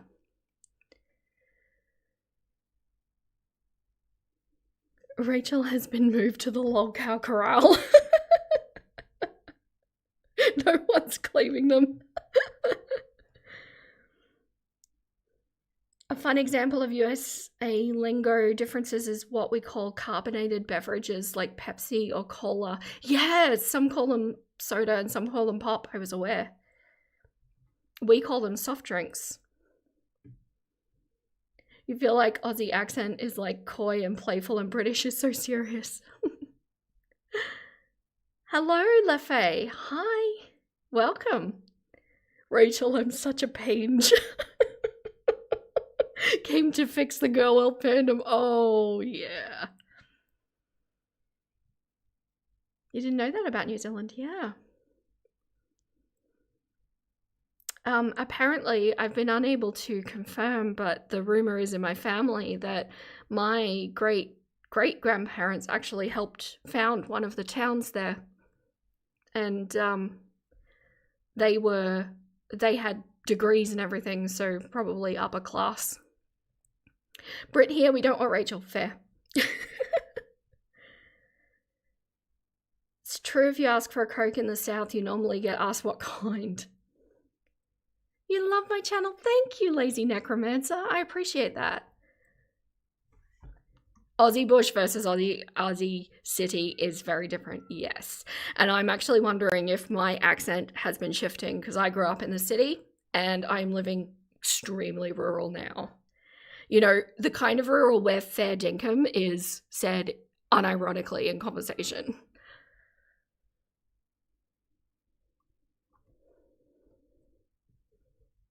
If you order a sweet tea in the South, be sure to ask for some insulin on the side.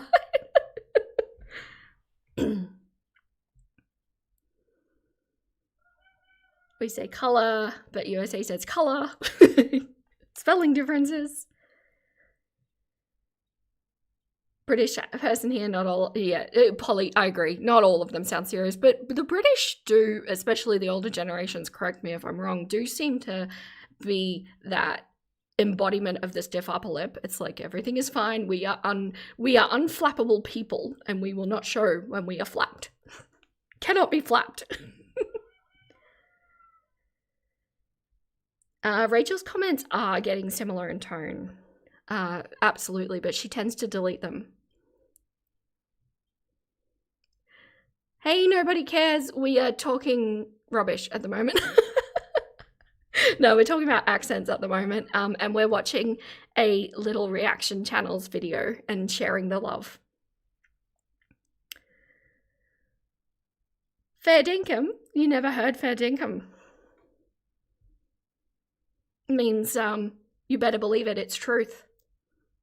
It can be asked as a question or said as a statement.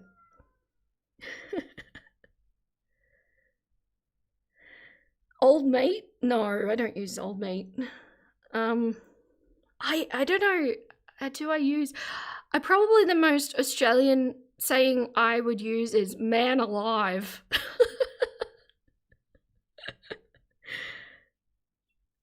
Unflappable, yes.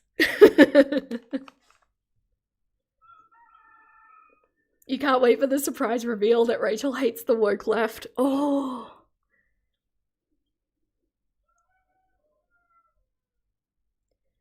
Maybe people featured on the BBC before they decided to include their other accents. Though James Master's Cockney imitation with the slurring can't be taken seriously. I mean, I feel like it was from a time where realism was not necessarily required. You know, you can't just say dinkum. You gotta say fair dinkum. Nobody says dinkum. That's weird, modern. Man alive is like an exclamation statement, like saying struth, which I'm now aware is also far out would be the equation, I guess. Or is far out Aussie too? I don't clucking know.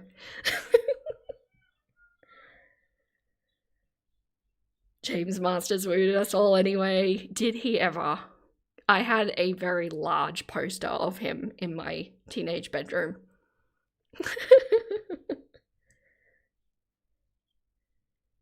I love rhyming slang. We're never gonna watch this video. I'm gonna I'm gonna press play, okay? Like, this is the most Rachel name I could think of.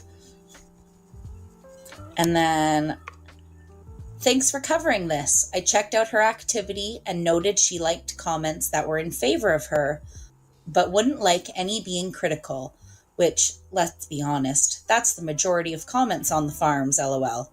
No one on the farms gives ass pats to anyone, especially... Oh, sorry, I'll just pause it here. Okay, other Australianisms that I do say genuinely is yeah, nah, or nah, yeah, and nah, right. There you go. creators, so her OG comment was immediately sus. And then I replied, if I know anything, it's that no one is nice to anyone on the farms, which I think is true.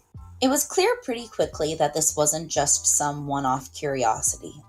People were connecting dots, comparing writing styles, watching old clips, and bringing up inconsistencies that I hadn't even touched on yet. And that's when I realized I was definitely going to make a follow-up video. Then I stumbled across this next series of screenshots, which will pull up on screen now, and that's when I knew it wasn't just, should I talk about this? It was time to talk about this. I did not say yeah, no. I said yeah, nah. Hello, Zetro. You say yeah, no, and no, yeah. So basically the same thing. The only other Aussie creator I like does those a lot when she does Let's Plays. Your joking conspiracy is that young dumb I can never say young dumb honey bun. There we go. Is a plot twist. Oh, it's Rachel's girlfriend. Oh. What if the dinkum is unfair? The dinkum is never unfair. It's always fair. You gotta use it contextually.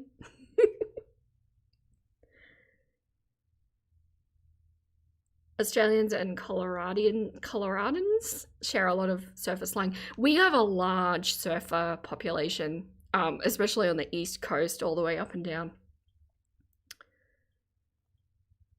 It's a Japanese horror channel unrelated to any of this. Did I miss it? Oh, I'm sorry. I'm sorry for missing comments. I'm doing my best. Struth.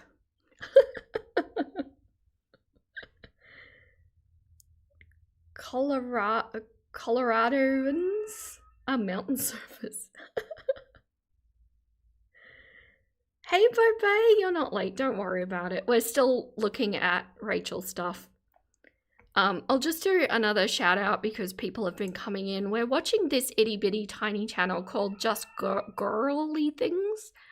And she's so tiny. She deserves some love. She's not monetized yet, and we're just reacting to her video on Rachel.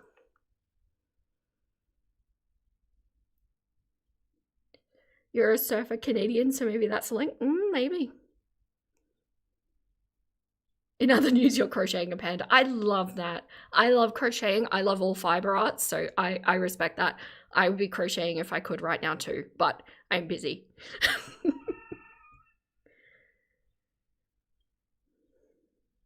What does old mate mean? I suppose in that context it would be a little bit of an insult, like a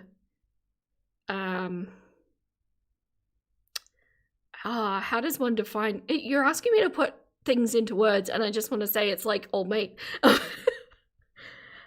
I guess it's a little bit condescending, like, okay, hon, you know, in that context. But old mate can mean many things.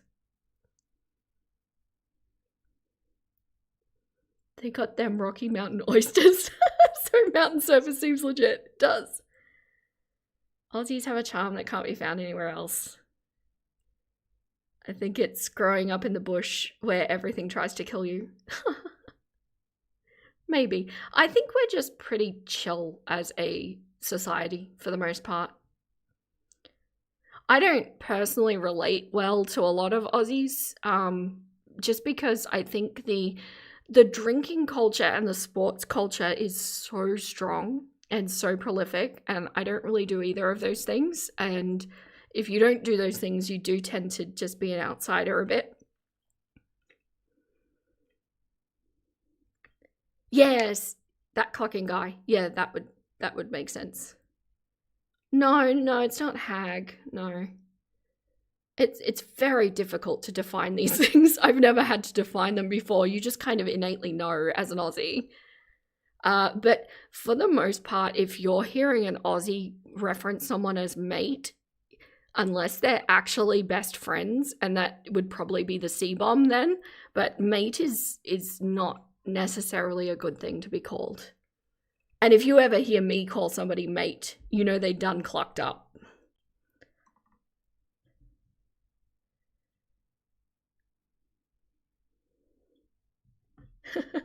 Oh, thank you. You had a friend who did a farm work thing somewhere in Aussie for a bit and said he did get a bit tired of the word of the C-bomb. It's used, yeah. It's part of the vernacular for sure. You started watching me because I was chill. Thank you. Some of the girl world topics are stressful enough. Yes, they are. I try to be even-tempered with it for sure. Although Amber has managed to bring out the cranky chicken multiple times. Yeah, Darkwick. I think the context of pulpy, it would not be a good thing. For those who don't, oh, they're not oysters? Rocky Mountain oysters? What are they?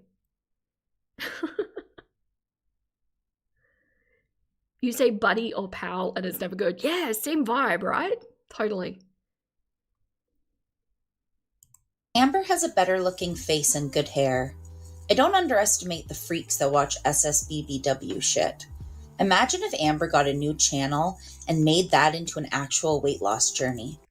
What? For reals? Am I being trolled?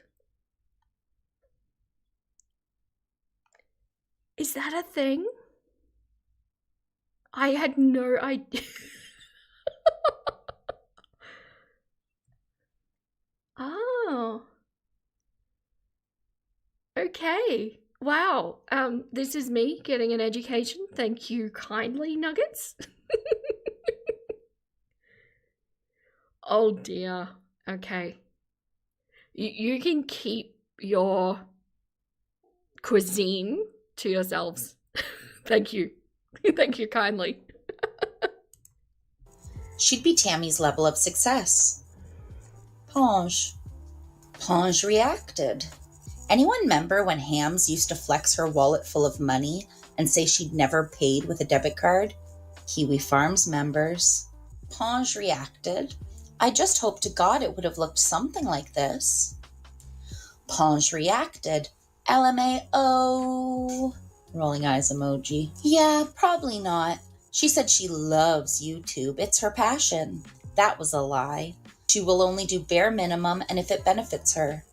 So if she's not making money, you won't see her after this dies down. If she's manipulating and finding ways to beg you for money, you'll see her. Ponge. But she is so not bothered. Okay, I'm sorry. I do want to focus on this very good video. But now I'm completely distracted by these, yeah.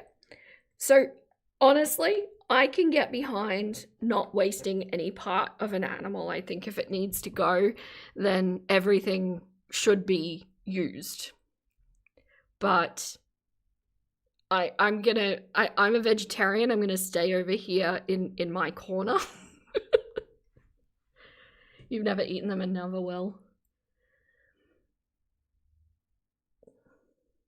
People eat gators, but yeah, I mean, it's mostly a joke. You don't think many people eat them. I feel like the Liver King was just doing that sort of stuff to be quirky though, wasn't he? Like he'd eat all the ridiculous stuff. I actually know somebody who's like that, and he goes through talking about how he eats roadkill and stuff like that. It's just, I don't know, some people just need to be special in their own way.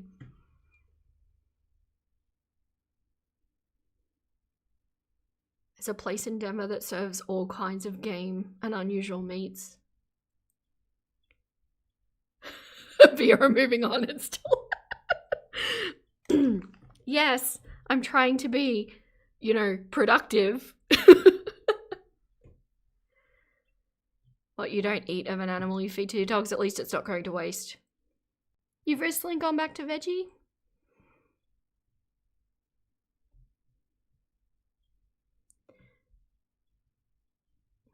But you fresh hunt. Yeah, fair enough. I assume you're probably hunting like pest species as well. Is it a dare thing? You mean like the friend I was talking about? No, he's just weird. I don't have any other explanation. Just likes to be different. Some people make their whole identity being unusual, and that's how they get through life feeling like they're unique.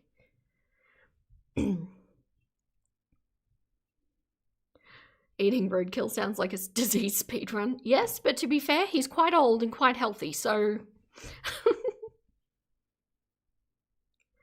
There seems to be a lot of overlap with people who partake in Girl World, fiber crafters, and weightlifters, and also animal lovers. It's true. Zombie apocalypse unlocked.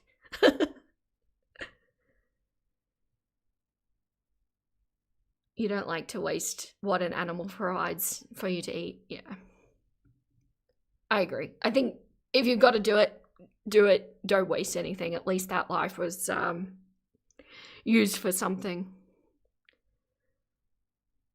Yeah, I'm the same, although I don't think it's, I think it's a psychological thing, because it started when I started getting a lot of animals, and I can't stop my mind from wandering. I actually make a meat substitute that's mushroom-based, and it is convincing.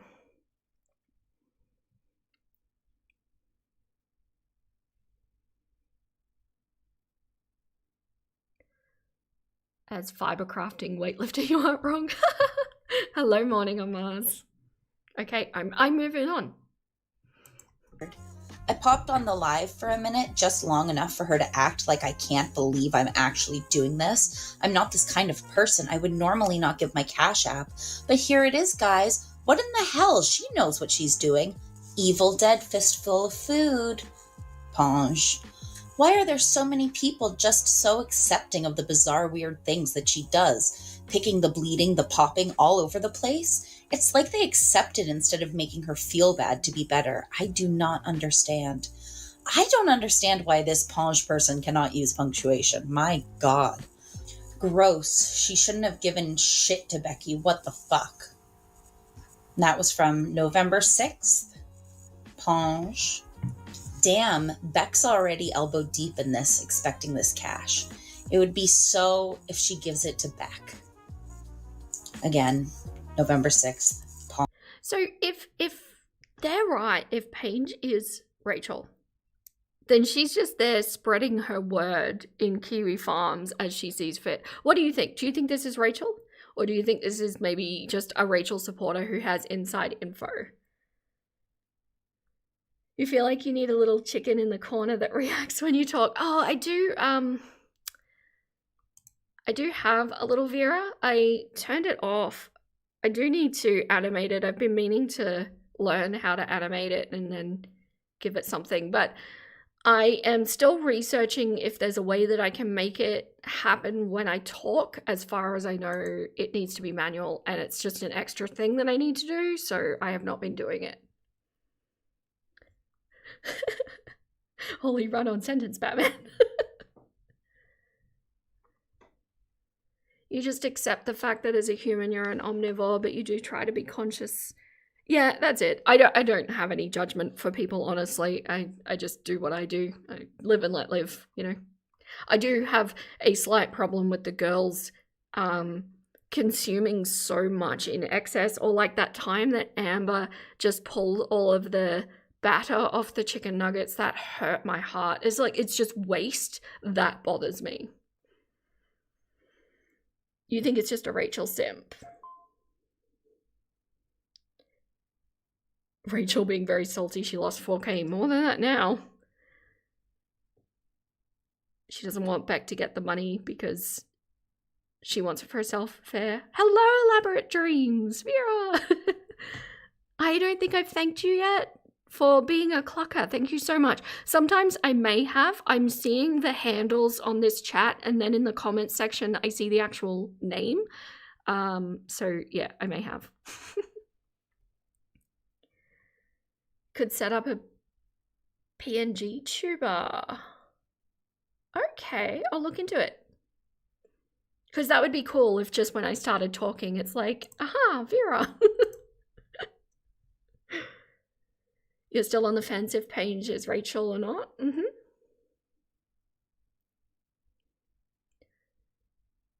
You have no issues with meat eaters? No, I don't. I don't care enough about other people's lives. Like, you sort out your life, I'll sort out my life. And, you know, so long as nothing's impacting anybody else, we're good. You think it's Rachel? You're iffy whether this is Rachel or not. Yeah, I'm going to do some digging and see if there's anything more tangible. But maybe there is, because this video is not even halfway through, so maybe there's more tangible stuff here.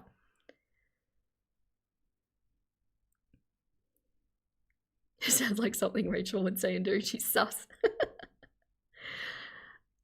My nuggets. I need to have a small water in, water out break. I can either keep this video playing, but I won't hear it and you'll be entertained, or I can put you on the be right back screen. Do you have a preference?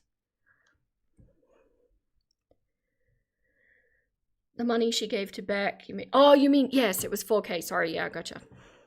Thought you meant subs for a moment. Rachel loves money. Yes, she does.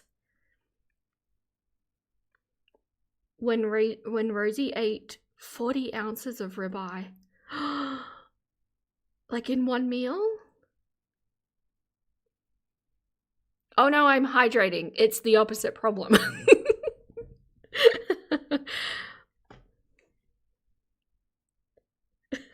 All right, I'll check you on the be right back screen. It won't be long.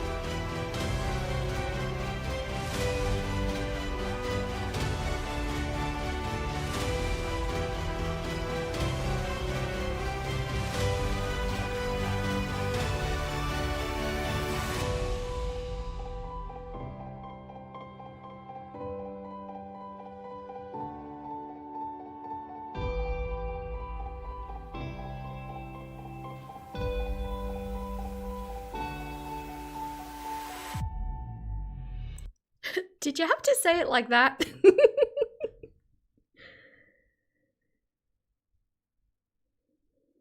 It's really unfortunate you used to like watching Rachel. Yeah. The tax write-off comment was what set you off, especially since she used that move when she had that person A incident. She still benefited from that.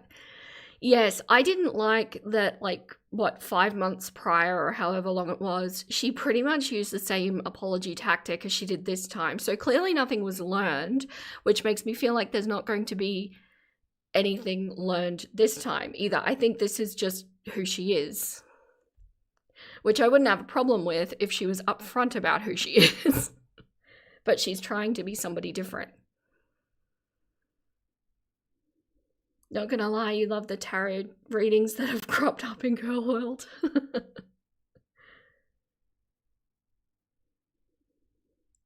Like Beck hasn't been used enough by Amber. Yeah. Amber Lynn's fake account has Avatar of the Last Airbender as the photo? Oh, and you hate it. Okay. It's like 2+ pounds of meat. So that's like a kilo of meat. That's, yeah, that's not good.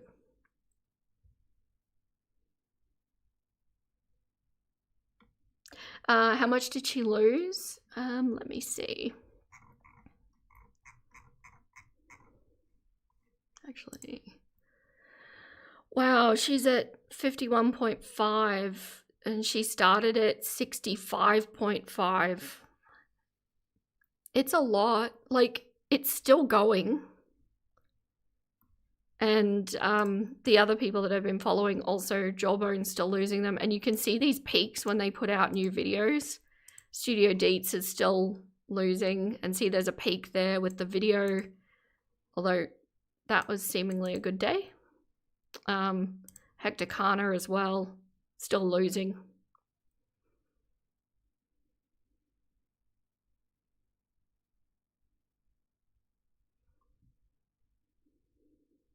Your Tasmanian devil needs to go potty. That sounds messy if you ignore it. You feel like Rachel is Amber without the food addiction, although one could argue that there is still that.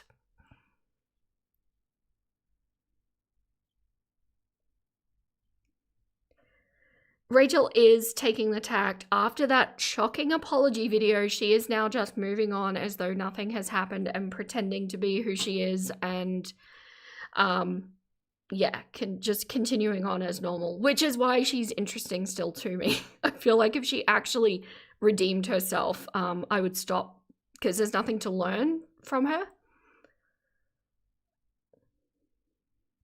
You know how, I don't know if you watched Charlie Gold, I was watching her live and she's like in that live saying about FFG, I am locked onto you. And I'm like sitting here going, I am locked onto Rachel.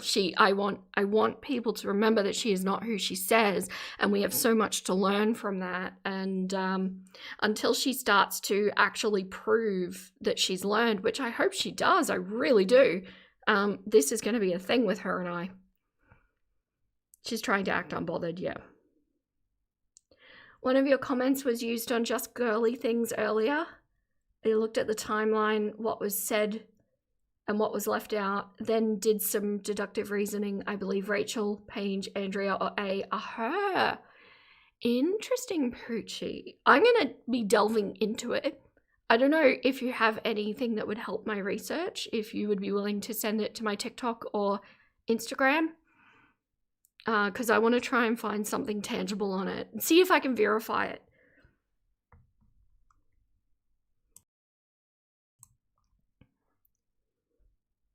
You've been a wee bit obsessed with, what is ATLA?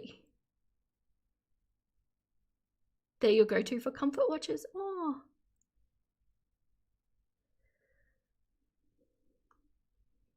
You think if you ever got caught up in drama like this, you just disappear? Yeah, yeah. Honestly, I feel like, because I'm sure that there is going to be a point where I make a mistake. I know that because I'm human. I know that there will be a mistake. But I intend on approaching it the way that I approach everything in life, and that is reflect on it, learn from it, be honest and open about it, and change my actions so that people can see.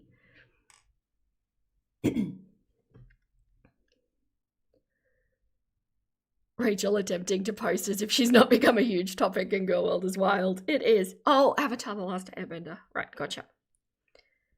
Thank you. I'm not so good with the TV shows.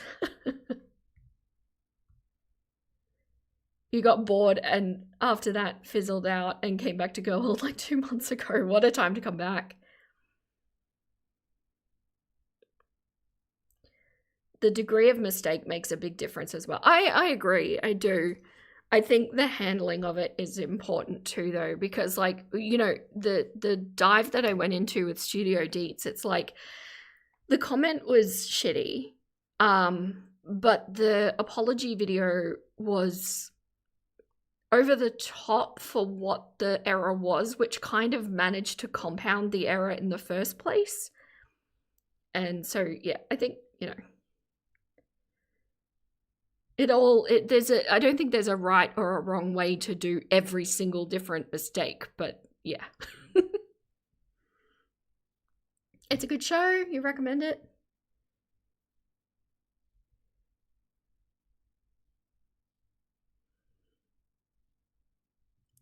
It's so insane that this has been going on for like 10 plus years in general.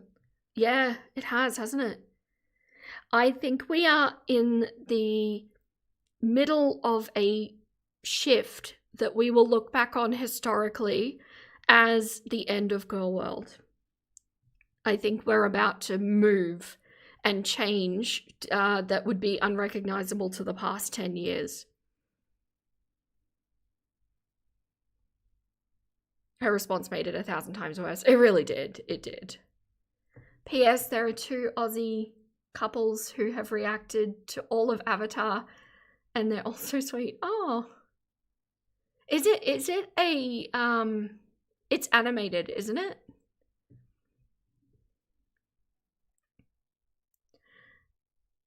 Deet's point on the Discord technically being yes. Pissed you off because all Discords are invite only. It's just some people make the link public.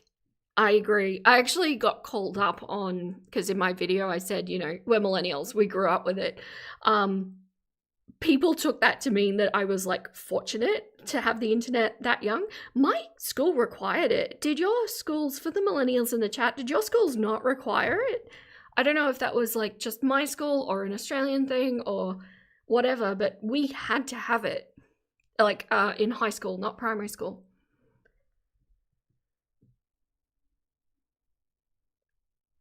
Amber said Emily was talking to a hater overseas. Yeah, I know. I think there was a link there too.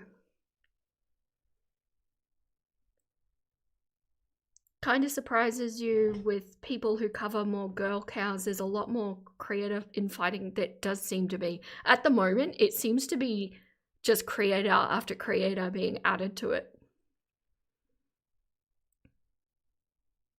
Oh, it was a Nickelodeon cartoon. Right, okay. You had a computer class starting in 1st or 2nd grade?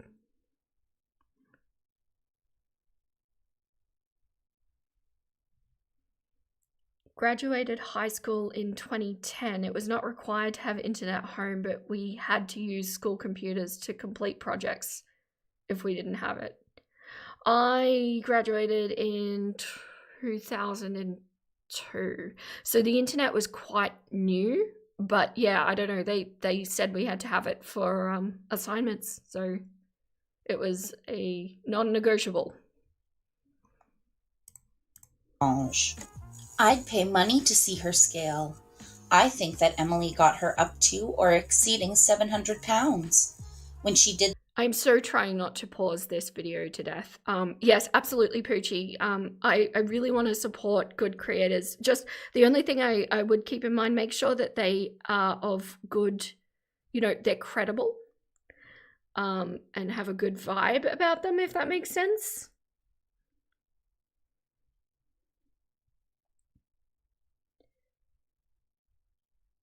I graduated when you were in the first.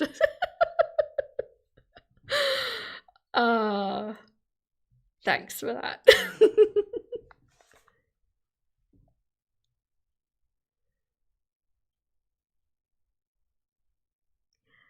Got 3 years on you. Yes, I'm an old.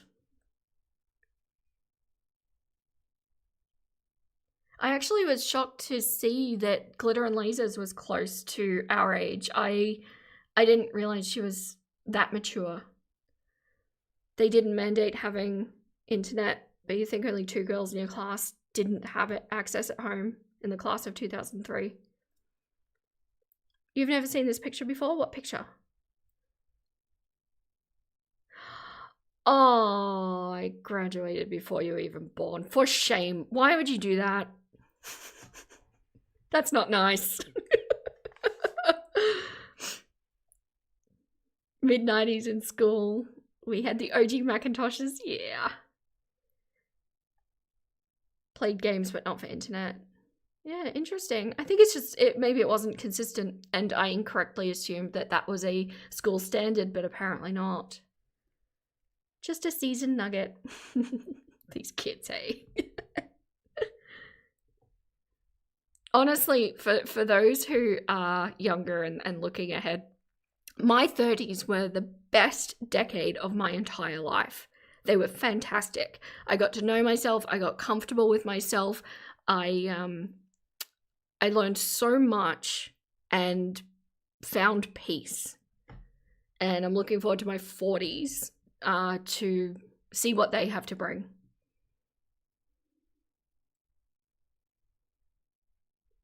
Oh, the Oregon Trail. I remember that game. Graduated in 2017. Okay, so here's a scary question. I was married in 2010. No, there shouldn't be anybody who's younger than that in here, I hope. I hope so. Yeah. Kim the Good Girl. Oh, that's the one you're thinking of. Okay. You agree, genuine people learn and grow after mistakes, not go the snowflake mode, while wiping their tears with banknotes. You grew up going on field trips on the actual Oregon Trail? And never got to play the game. That's still cool, though. You're enjoying your 30s. That's awesome. Kex the Fuzzy. I like your name. I used to learn Microsoft Word and grammar math games. Yes, I remember those too. Mavis Beacon typing. Did anybody else do that one? Evil Psycho Kitty. Good job. High score. You graduated in 2004. They were pretty close in age. You were born before the internet. Well, so was I. Yes, 2010 would make them 15. I hope they're not here. And in actual fact, I just got a notification saying that YouTube, as of the 10th of December, are going to prevent under 16s in Australia from being able to interact with content. Not stopping them watching it, by the way, proving that it's not about safety of children, but they're not going to be able to subscribe. So I'm expecting to see a subscriber hit on the 10th. But I am desperately hoping that there isn't much of one, not because I don't want to lose subscribers, but because I hope people that young are not watching my content. It's not good.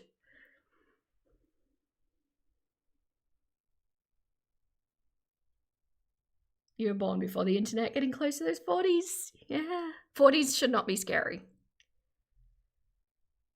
Reaching your 30s was the best. Mental illness finally let go. Yes. I think it's really about knowing yourself and coming to terms and just kind of having an air of acceptance about it where you don't have to keep fighting it all the time. You know, embrace the crazy.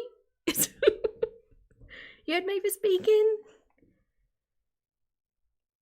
You had computer classes, but you don't remember the internet being required.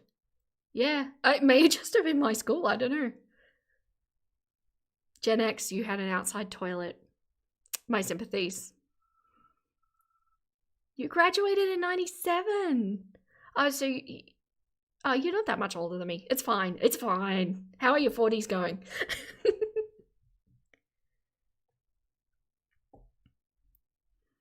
You think you started watching Girl World around that age? Yeah, it's not a good thing though, is it? Not necessarily.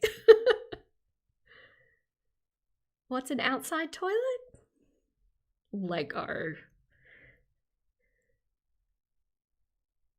You wonder if Amberlynn will change at all during her 40s. One thing I will say is that in my mid to late 30s, I was well on my way and she's behind. Actually, I would say the foundations were being set up in my mid-20s, so she is definitely behind my schedule. But everyone has their own. Maybe she will, maybe she won't.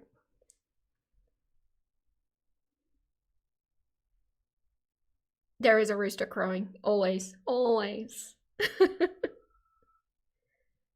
Like Shrek. Oh, ago.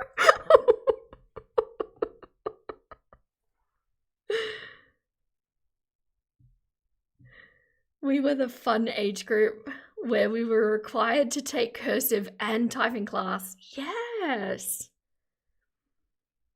You feel like when you turned 40, nothing changed except for waking up, and it sounds like I was walking on bubble wrap. Oh, things get sore. I'm in this horrible state where it's like, when I work out, I get sore muscles the next day. When I don't work out, I get sore muscles, but for a different reason. Like what?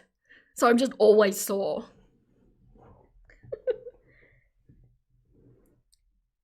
Tiger, so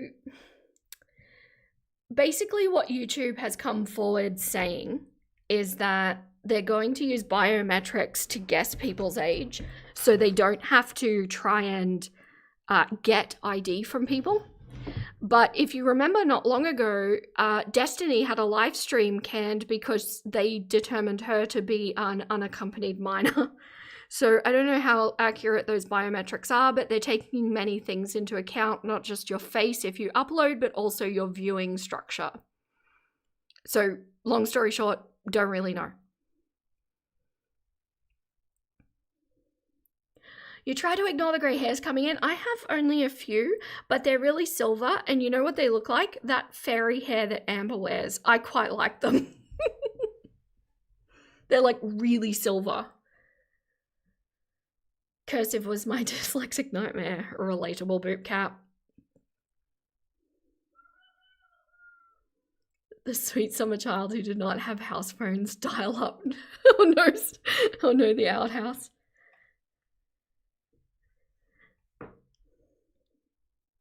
You said 2020, you actually graduated in 2000. You're 44, not.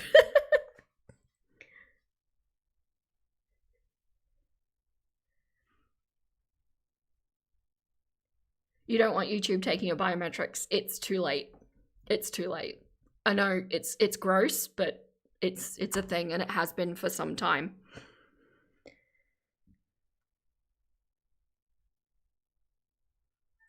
You dye your grey hairs. Oh, you think it's fun? I'm looking forward to being completely grey so I can do like really cool colours without having to bleach. That'd be awesome. You started going grey at 14. Oh, now you have sparkly white silver streaks. Yes, I think our greys are a similar colour, Boop Cat.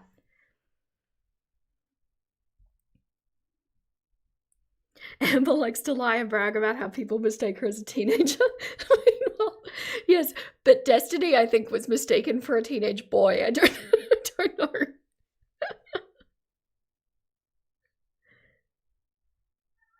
Yeah, absolutely. You got to use the greys as a benefit to like basically not destroy your hair yet have awesome colors. The biometric stuff will mess with overweight people, honestly, if they use faces. That's fair.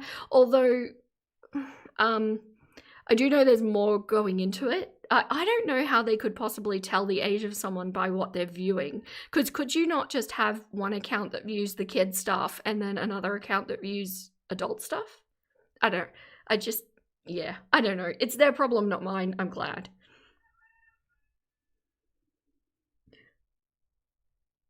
Meanwhile, you have a teal fringe and vibrant purple the rest of your hair. Nice. He has greys at 11. Is that normal, Eva? You avoided everything and every scenario asking for your photo.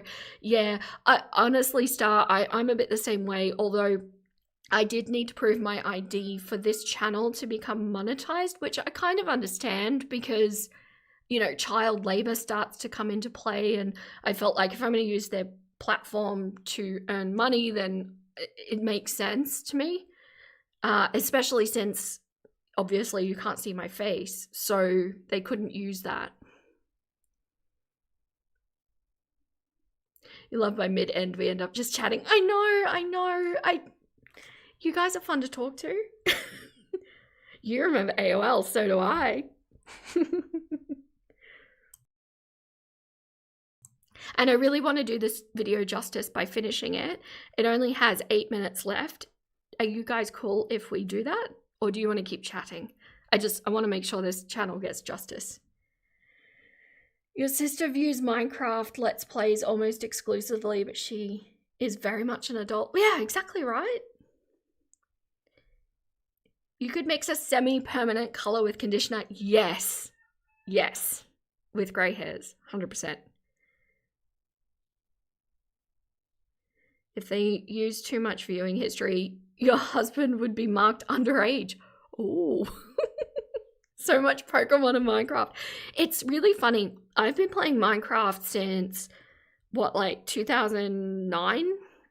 Maybe 2010? It was still in alpha, and this was before Microsoft bought it. I don't view Minecraft as a children's game, and I also don't play like MMO, I just play by myself. But it's weird to me that it is very much considered a children's game. And I don't know if adults who didn't play it in the early days really understand what's going on in it, especially if you're playing online. Do you guys remember ICQ? Did anybody chat on ICQ? It's like post AOL, but pre-Messenger. You can still hear the dial-up noise in your head, 100%. You call Minecraft infinite Legos. A lot of adults love game videos. Yeah. You did? Yes. I did some incredibly, like looking back on it, I did some stupid shit online as a teenager. Stuff that my mother really should have been across, that was, looking back on it, fundamentally dangerous. But I was so lucky. So incredibly lucky. Infinite Legos, you say? You don't let your kid online without being right there. Too many sickos. I think that's really wise, Nutty. I really do. See, a good example of a parent doing what a parent should do. Expert Legos.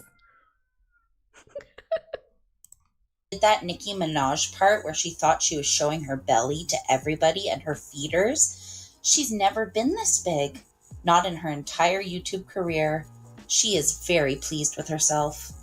And the final screenshot reads, Porcarella will be back. She can't help but remind us she's not bothered when she's incredibly bothered. October 9th, Ponge. Now, obviously because of the platform these came from, I had to blur out a word, a very nasty word, and I also changed Beck's name there. But here's the thing. Even edited, the voice behind these posts is kind of hard to ignore. To me, and to a lot of you, the cadence, pacing, and the very specific way sentences are structured. Given my ad selection, I think YouTube thinks that I am a 60-year-old man. You grew up online supervised. What a novel concept. You loved ICQ. Yeah, I lived on that for like, what, a good couple of years. Wouldn't it be wild? We may have actually chatted. Uh-oh. Yeah, I forgot about that. All you know is that you think your lucky stars that social media didn't exist when you were doing young, dumb. I agree with you, Sweary Fairy, and I was actually reflecting the other day. Had I have been a little bit younger, I fear that I may have actually been a lol cow myself. Like, legitimately, if I had have put it online. But I just, you know, slightly too old for it. I just missed it.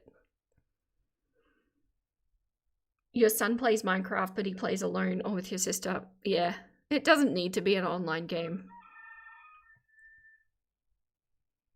YouTube can't decide if you're a middle-aged mum or a teenage boy. Your YouTube ads are usually in an Asian language. I've just started getting Arabic language one. I don't speak Arabic. You watch a lot of street food vendors. I watch a lot of travel vloggers, so that might be why.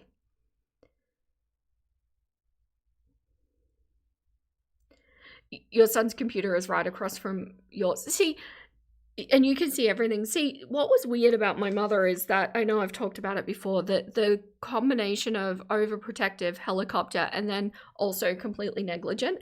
And she made a rule where I couldn't watch more than an hour of TV at night, and it had to be after my homework. But there were absolutely no rules placed on the computer. So naturally, of course, what did I do? I spent all of my waking hours on the computer, and I was like meeting up with people and like giving out my address, and horrible. I can't believe that nothing bad happened. I fortunately always happened to meet with teenagers, but it's horrifying. My mother should have been across that. I was too stupid because I was a teenager to be able to predict the consequences of my actions. You get Spanish regularly? You're 100% so grateful phones didn't have cameras and videos. Yes, we did all of our stupid shit privately. Which is why I don't come down too hard on a lot of these people, because it's like, yeah, no, I know that I was just as stupid. I do. It's just that this is being exhibited by slightly older people. And it's very public.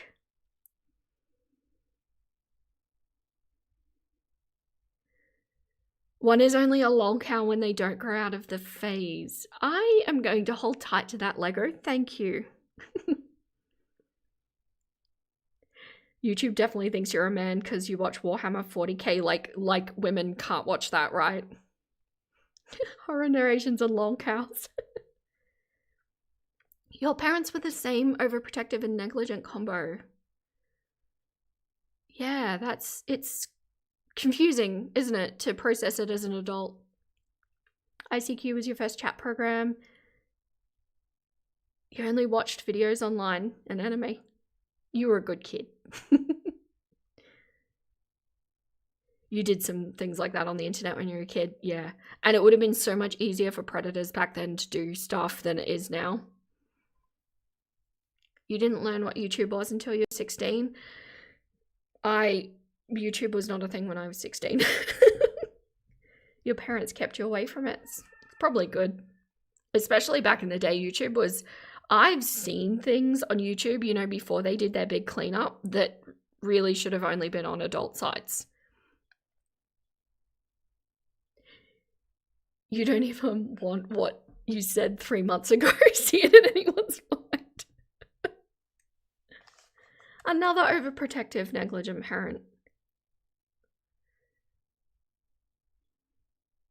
You were a theater kid. Your dumb stuff was extra dumb. Even if you do grow out of that phase, the internet can be unforgiving. 100% it can. I think you have to work hard, but I think it's possible. Your mum essentially tried to hook you up with a grown man when you were a teen. It was insane. Fortunately, you had enough common sense not to meet him in real life. My goodness. My mother knew that I was not necessarily dating, but, you know, just lightly making out with a 25-year-old man when I was in my mid-teens. She did nothing to stop that.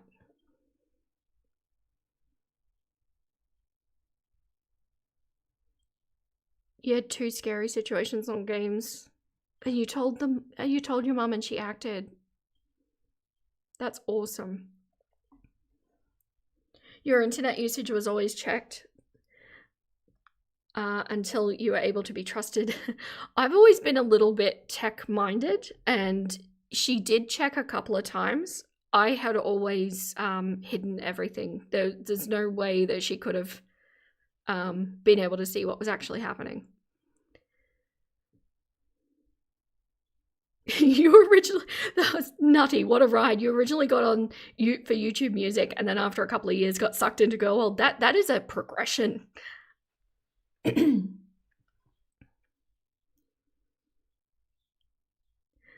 are a lot of predators online. You met many of them as a kid. Yeah. I'm so sorry, Lego.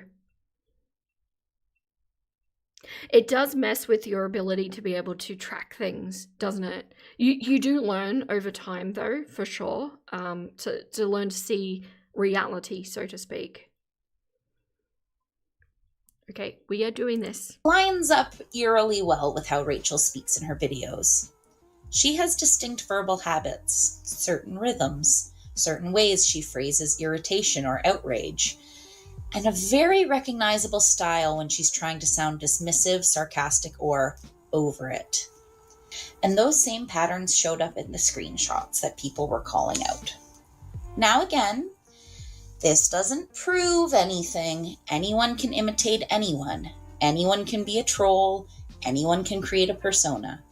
But when you lay it all down alongside the timing, the topics, the emotional tone, the fact this person is completely against Rachel giving Beck any of the money, and the language choices, it starts to become a little harder to wave away. This is where people will get split.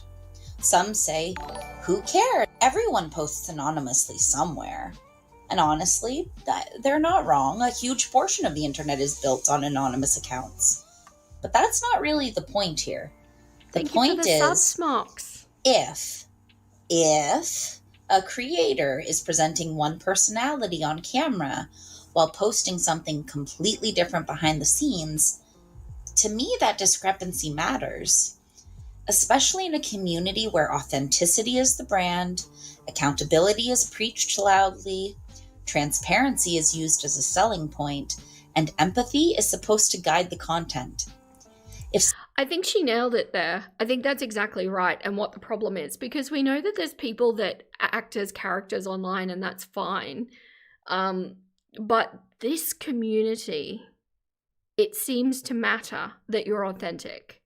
And Rachel was presenting herself as authentic, and then to learn that she's not, I think in other communities that would be okay, but this one, it really is part of the core of it, isn't it? You thought you were subbed. That's all good. YouTube does that. Oh, Petty Slag, thank you so much. You didn't have to do that.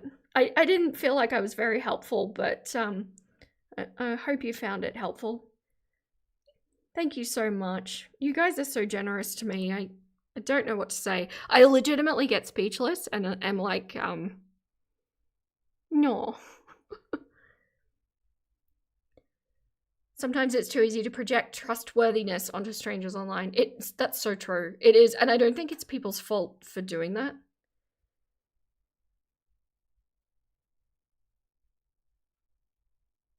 I am close to 10K. Can you believe it?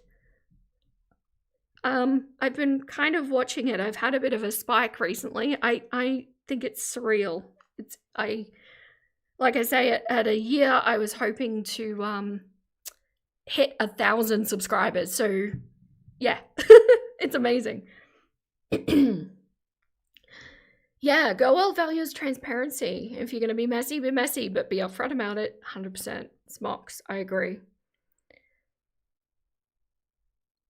The fact that Rachel blathers about accountability yet took none for herself. Exactly, you know. It's hypocritical of the highest order. You can be messy and go well as long as you're honest about it. Yep. When the lines between the person and the persona blurs, it begins to lose that authenticity. I agree. My strategy is to just be me. In a way, I don't need to remember anything. I don't need to keep anything going. You're just getting me. Rachel making an entire researched video about YouTube apologies only to make the worst YouTube apology in Go World. I think that was poetic. I thought it was, yeah. One video can really make a channel pop too, and your videos are interesting. Thank you so much, Star. I appreciate that. I'm just making videos that I want to watch, and it so happens that everybody else agrees. I'm grateful for that. Someone claims to be calling out bad behavior, but then allegedly posts in the very spaces that they say are toxic, That contradiction No is worth problem, looking Smots, at. thank you. And let's not forget the Discord. And look, we've seen an almost identical storyline play out before. Who remembers Creepshow Art? Her entire downfall started when her alleged anonymous posts on Lolcow Farm were traced back to her. The issue wasn't just... Yes, I'm a chicken in real life. What are you talking about? Well, see, the thing is, though, I just feel like I'm too busy and too old to care to fake somebody in a YouTube channel. It's just exhausting, and it's not something that I really care to put my time into. Creepshow was insane. Actually, it'd be an interesting one to cover, to be honest. You thought Colleen's was the worst recorded? Yeah, I think Rachel's was referenced as the worst in Girl World. But yeah, Colleen's was pretty bad. Just what she said, though that was bad.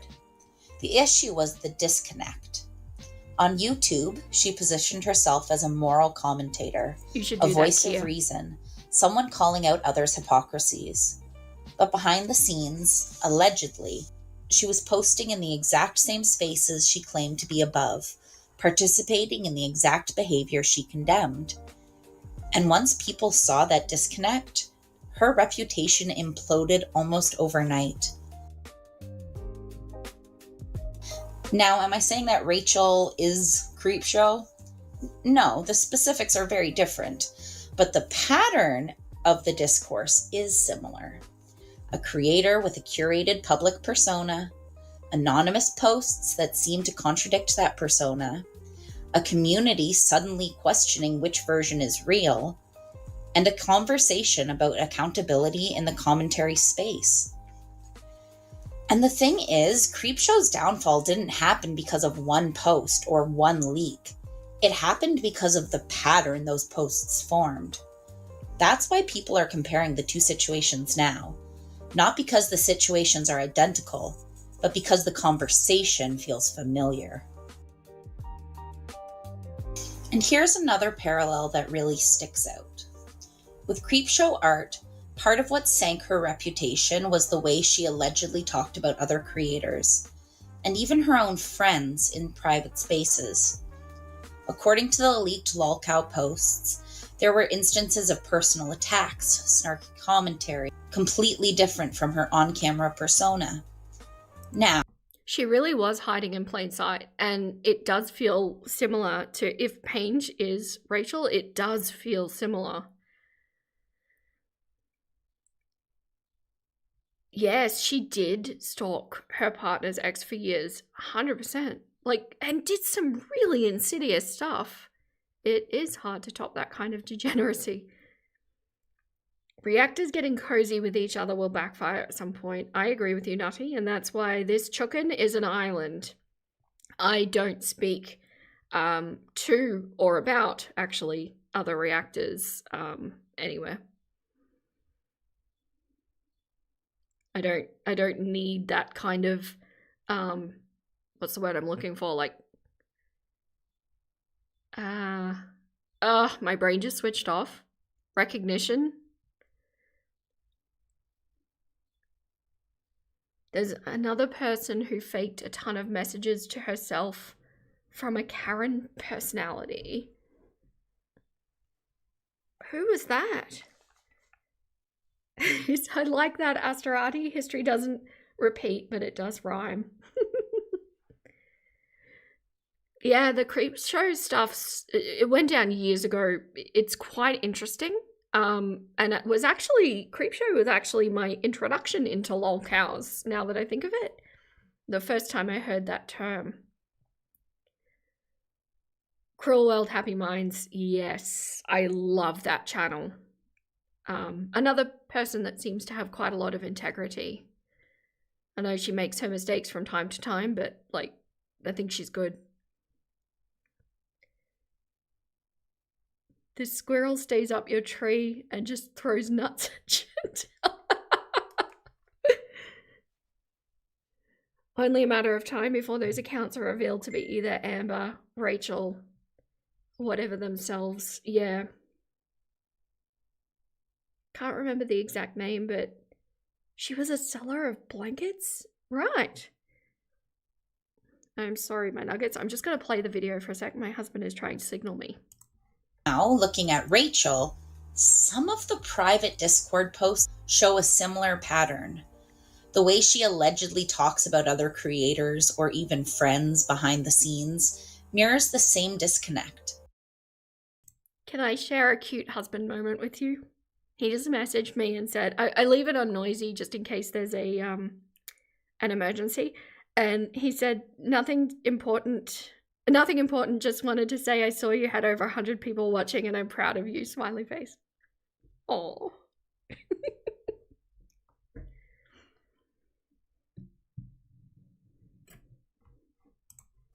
Publicly, she critiques or reacts with a certain tone, but privately, according to these screenshots, the tone can be harsh, judgmental, or surprisingly personal. Again, none of this is confirmed, and context is important. Patsy, nothing to be ashamed of. We love you.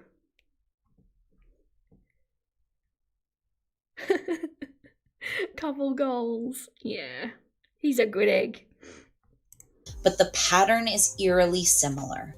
A creator builds a public image of commentary, morality, or humor, while in private spaces expresses frustration or negativity toward the same kinds of people they cover publicly. This is exactly what made Creepshow art and the lolcow situation so explosive, and why people are drawing comparisons now. It's not about proving anything. It's about noticing the recurring dynamic of public persona versus private behavior, and how that gap can create real drama when it gets exposed. Let's stay hypothetical. If Rachel is Ponge, it raises questions like, why post this way anonymously but never on main? Why criticize behaviors publicly but allegedly engage privately? What does that say about the persona versus the person? And how does that impact the audience that invested trust? Because whether we like it or not, parasocial relationships exist, and viewers feel betrayed when someone's real self seems drastically different from the one they've been watching. Even if the behavior isn't illegal, even if it's just posting, the ethical gap is where most commentary creators get tripped up. On that note, I have a small confession, my nuggets. I am a lot weirder than you think I am. Petty Slag, thank you so much again. You loved how she said everyone's entitled to their own opinion on creators' content, then attacked Charlie Gold personally by calling her a twat. Yeah, absolutely. And then tried to play it off as her just calling it mid-content, when that's not at all what she was doing. Sometimes you miss when it was lighter. Yeah. But you also love the tea. At least Rachel just was flirting with Emily and not going full Creepshow and stalking someone across the states. Well, I mean, there's still time, isn't there? Another reaction channel gave a really good thought. It was inappropriate to flirt with someone. Rachel thought, yes, and I think I've said that in one of my videos too, that she was calling Emily a DV victim and then flirting with her for money, for tea.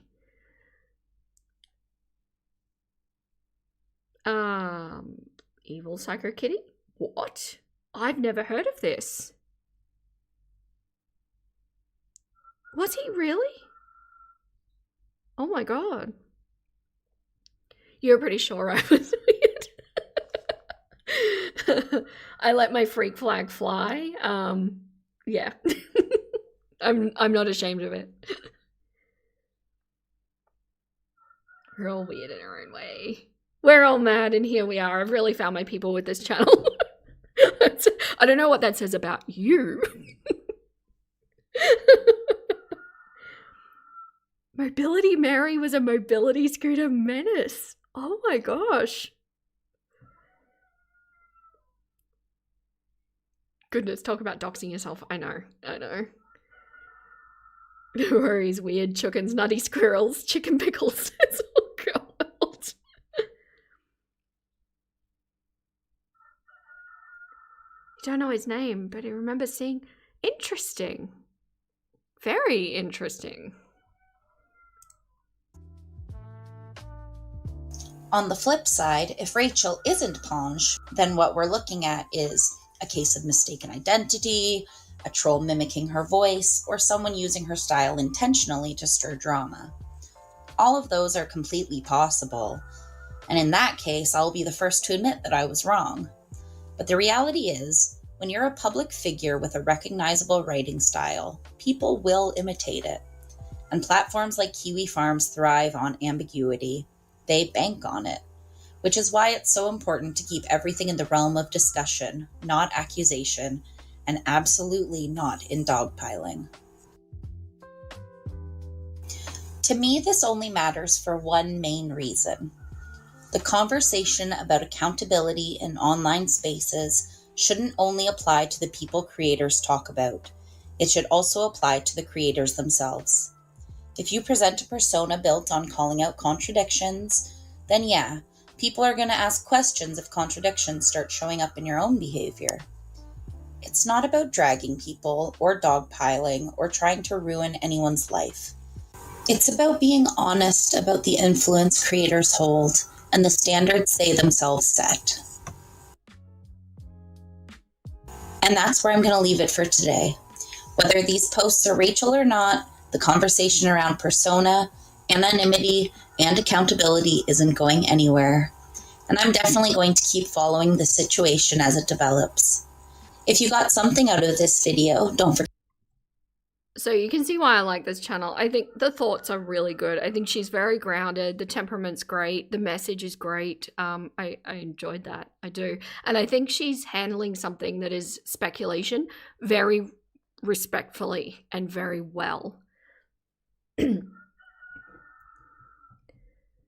Brings you back to the song Land of Freaks because we're all different and weird. It's funny you say that. My favorite band of all time is Hailstorm. It's a rock band with a kind of Joan Jett vibe, but they have a song called Freak Like Me, which is kind of my anthem. You gotta let your freak flag fly. If I weren't somewhat weird, you wouldn't be here. It's awesome. Makes you smile each time you're driving a mobility scooter because of that woman. Small streams have better discussions. I think it's more manageable because you can read them. Yeah. I don't know if it'll always be like that. I will try. To be who you are in a world fighting to change you into something that you're not is the hardest battle you'll ever fight, and you can never stop. I really like that, Secret Bird. I like that a lot, and it's so true. You like small streams too, and this is the first one you've caught? Well, I'm glad you caught it. There was also a Twitch streamer that was paralyzed in an accident but got caught. Got caught walking on stream. Oh, that's... You can't come back from that, can you? You've just got to leave the internet. Dark Side Phil. Oh, that rings a bell. I feel like I've encountered that at some point on my travels. Last few lives feels like a group of friends catching up. It does. I like it too. I've carved out this little space and in my schedule, and I really look forward to it too. You love Hailstorm. Lizzie Hale is my spirit animal. That woman is majestic. We got people that ride the lawnmower around town in a mobility scooter.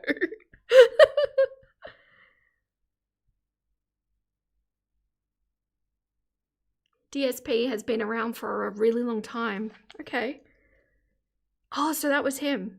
I must have come across it. The name is familiar, but I've watched like a lot of rubbish over the last few years, so I don't know, it all starts to blend, doesn't it? He claimed that he could sometimes walk short distances, but was I mean, it's difficult because I do know that people with a lot of mobility issues, they do have moments where they can. It depends on the disability, of course. But like, before accepting donations, you'd think that would be disclosed. That like, yes, I'm in it like 95% of the time, and every now and then just to keep blood flow, I do this, you know? He's boring. My list is full right now, little croissant, anyway.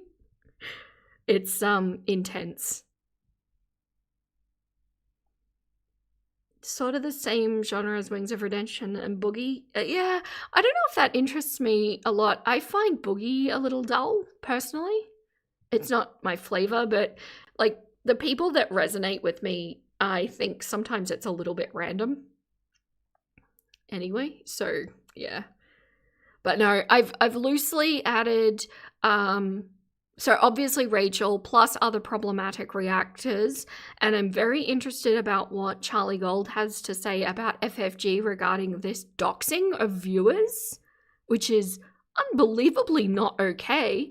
And I've also loosely added in Glitter and Lasers and Quirky Love Rosie, who are going to be, I don't know, it depends what the reception is to them, but Eugenia will be number one always until her story is told.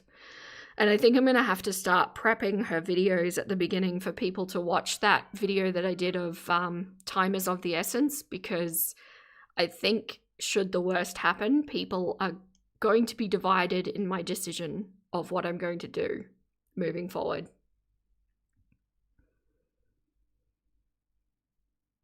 You can't watch people cover DSP because even your favorite creators can't make him interesting, okay? He just e-begs. Yeah, that's dull.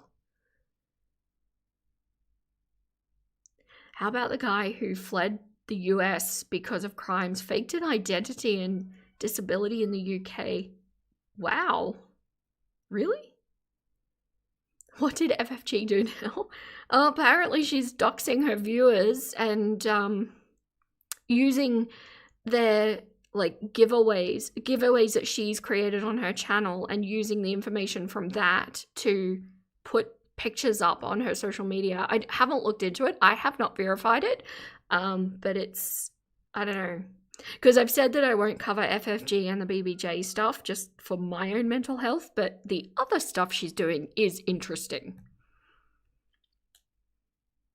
It's been a while since you checked on Glitter and Lasers. Well, apparently she's not getting money. Yeah, that's not okay. You can't disrespect your audience like that. Charlie Gold showed screenshots of that. There's proof. So I'm waiting to see what she comes out with, and I might add that to my list. It really puts into context that you should trust where your information is going. It wouldn't surprise you, to be honest. Yeah. I watched like maybe a minute of an FFG stream once, like when I was first looking for more reactors in the girl world space to watch, and she just, I don't know, there was something about her that I didn't like immediately, and I never looked back. Charlie Gold has covered them doing a few times in older streams. She's done it to multiple people. Yeah, I want to go back and watch all of Charlie Gold, because I'm relatively new to Charlie Gold, like only a month in, so I definitely want to go back and look at everything. If you ever do giveaways on your future VTubing channel, that wouldn't have crossed, yeah, it wouldn't have ever crossed your mind. I wouldn't have thought of that either. I would do everything in my power to protect. I don't even want to pull up RBL's chat that I have with her in case it doxes something, even though I know that there's probably nothing, but I don't even want to show you that because her privacy matters. All of your privacy matters.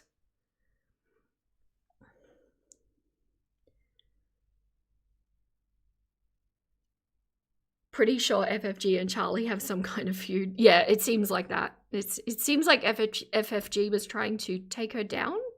I don't know. You watched FFG a bit during the time Chantel lost her channel and the vibes were off. Glad your radar is still working. Oh, that reminds me, does anybody know the name of Chantel's first channel? Like the actual handle, the @ whatever? You want a Christmas giveaway from Skinny Queen, but she just cash apped the gift. At least it's safe. You need to watch a deep dive on FFG. Yeah, it might be coming from this space. I just have a lot. My list is stupid long. French fried girl. Just a reactor in the space.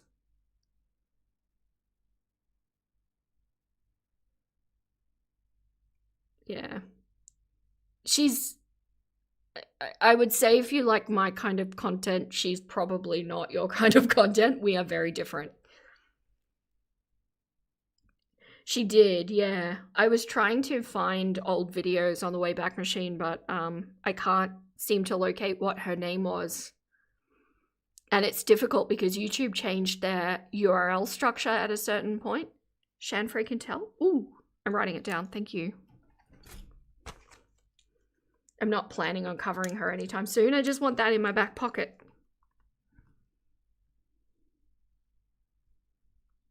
I'm writing. And you can't hear my desk noises anymore because I have a boom arm. Is that like Amberlynn freaking Reed? Who copied who? So many topics, so little time. Indeed. The list is getting long. Chicken butt. All right, Nuggets, we are well over 3 hours. I have a few Snack Crew videos to film, so I've got to go give treats to a whole bunch of chickens. Oh, and in chicken news, because I know you all like it, Miss Gwen, who has been on a... Oh, you lied. Don't do that. Don't do that. I'm a very trusting person. Cease. Miss Gwen, who's been on a health journey, and she's been I've been taking her for walks to get her to lose weight. She has lost the weight and she is out of the danger zone now. When does ALR have a unique thought? See, it was plausible, was it not? So, oh, I'm so glad you liked it. It's fun for me too. Thank you so much, everyone, for coming in, and thank you so much to those who super chatted and gifted memberships and signed up for memberships, and it's just absolutely unbelievable. I appreciate you all so much. Thank you, Darkwick. Yeah, she's a good egg. All right, but that for today is all the clocks I have left to give. Stay golden, my little nuggets, and I'll catch you next week.